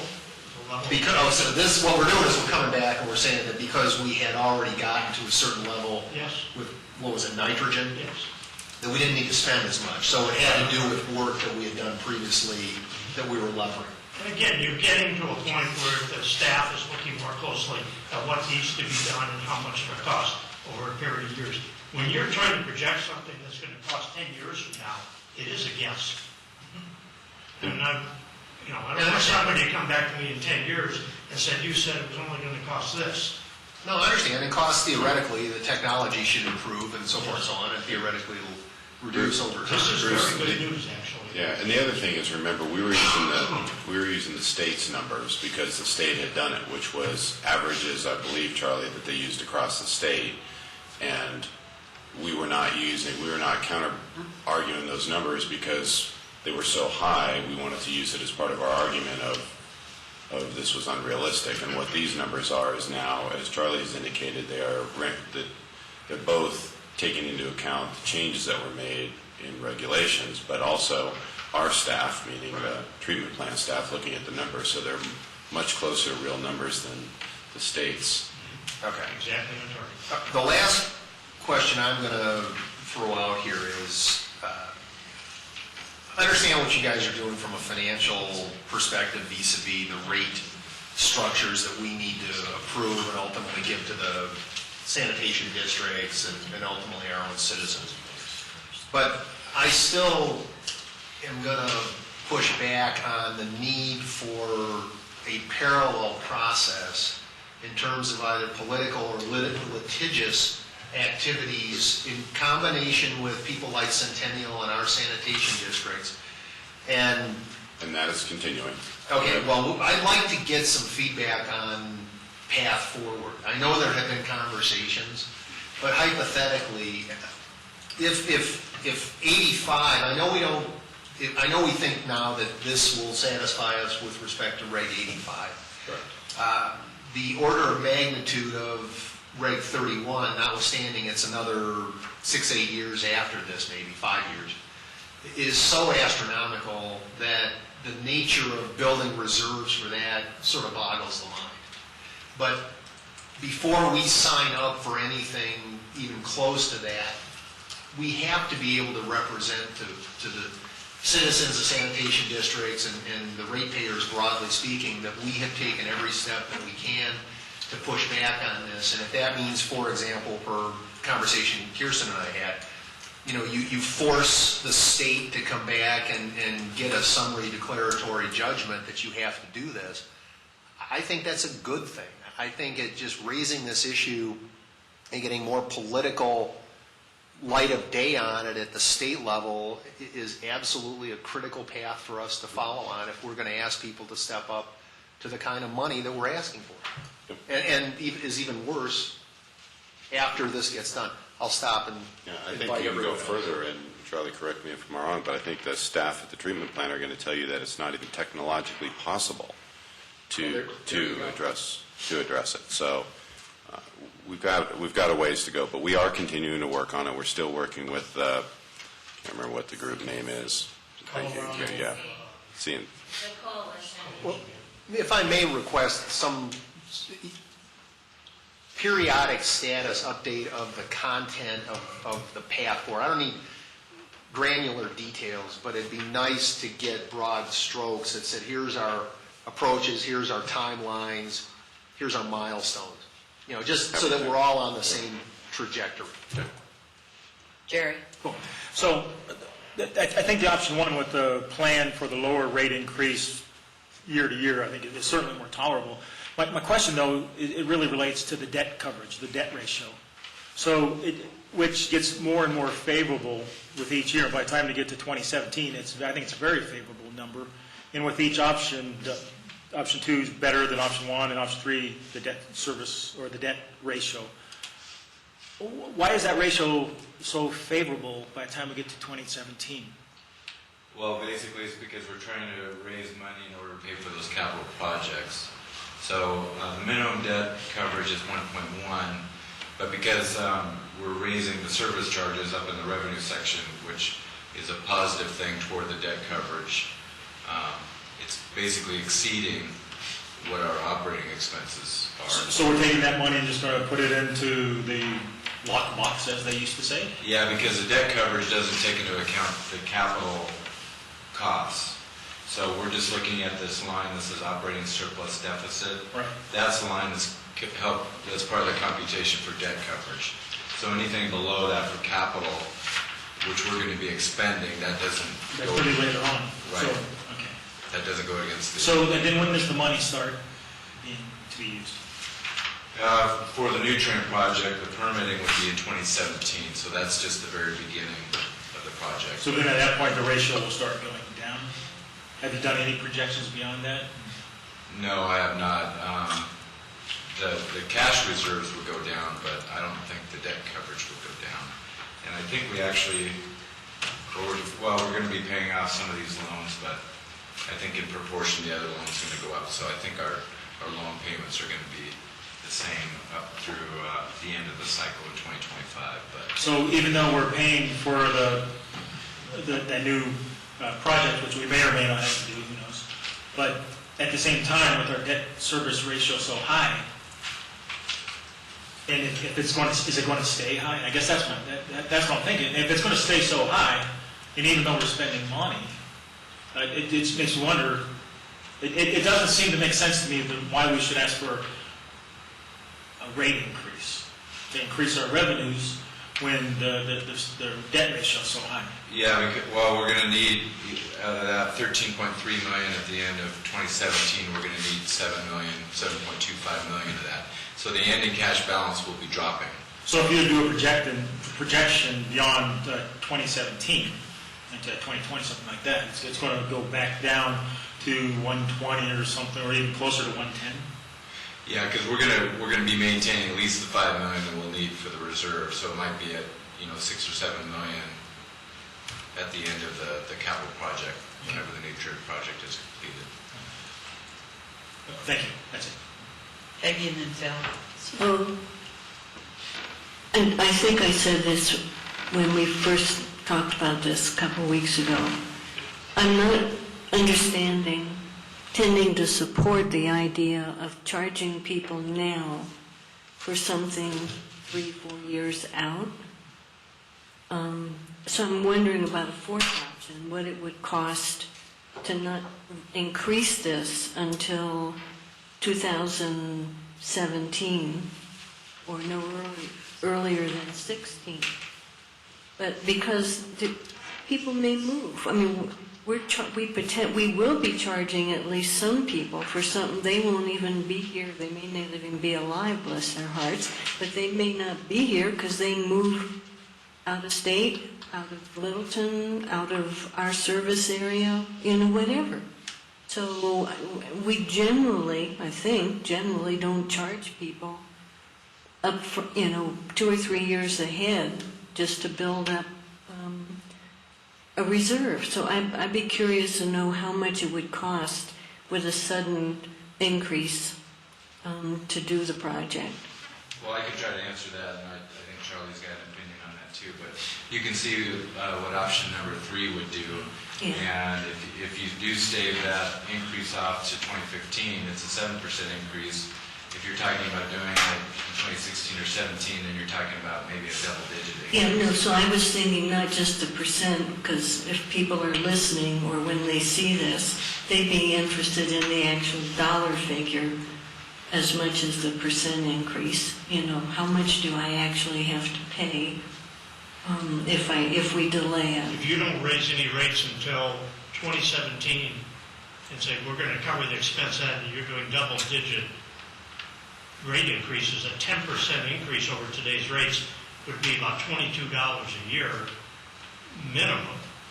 We don't have the money in front of us then to tell a contractor, go ahead and build it.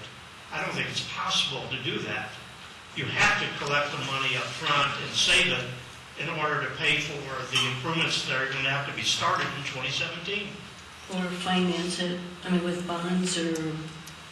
all I'm wanting is to get the information so when we have a public hearing, which we will, right, on this, that people can see what those issues are. And we could potentially ask for it in 2016 to get all of it? What you're going to do is, instead of going slightly with an increase like this, your sewer rates are going to go like that. No, I know. And then keep going up. And Peggy, that's why we have option 3 in there, because of your comment at the last study session. Yeah. So if what you're asking for is what is the dollar equivalency that I pay in 2015, 16, and 17, we can certainly have that for you at first reading. But Yeah.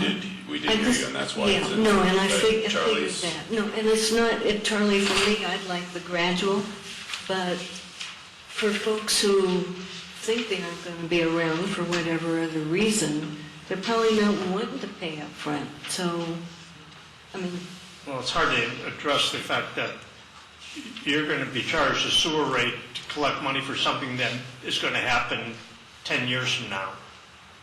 But that's the only responsible way for budgeting and preparing for those improvements. I can't think of any other way to do it that's responsible. I really can't. But as city manager said, we can give you a dollar amount on that by calculating this out, and it's going to be significant. It's going to be a huge chunk all of a sudden. Your sewer rates are going to go boom. And I don't think many citizens like that approach.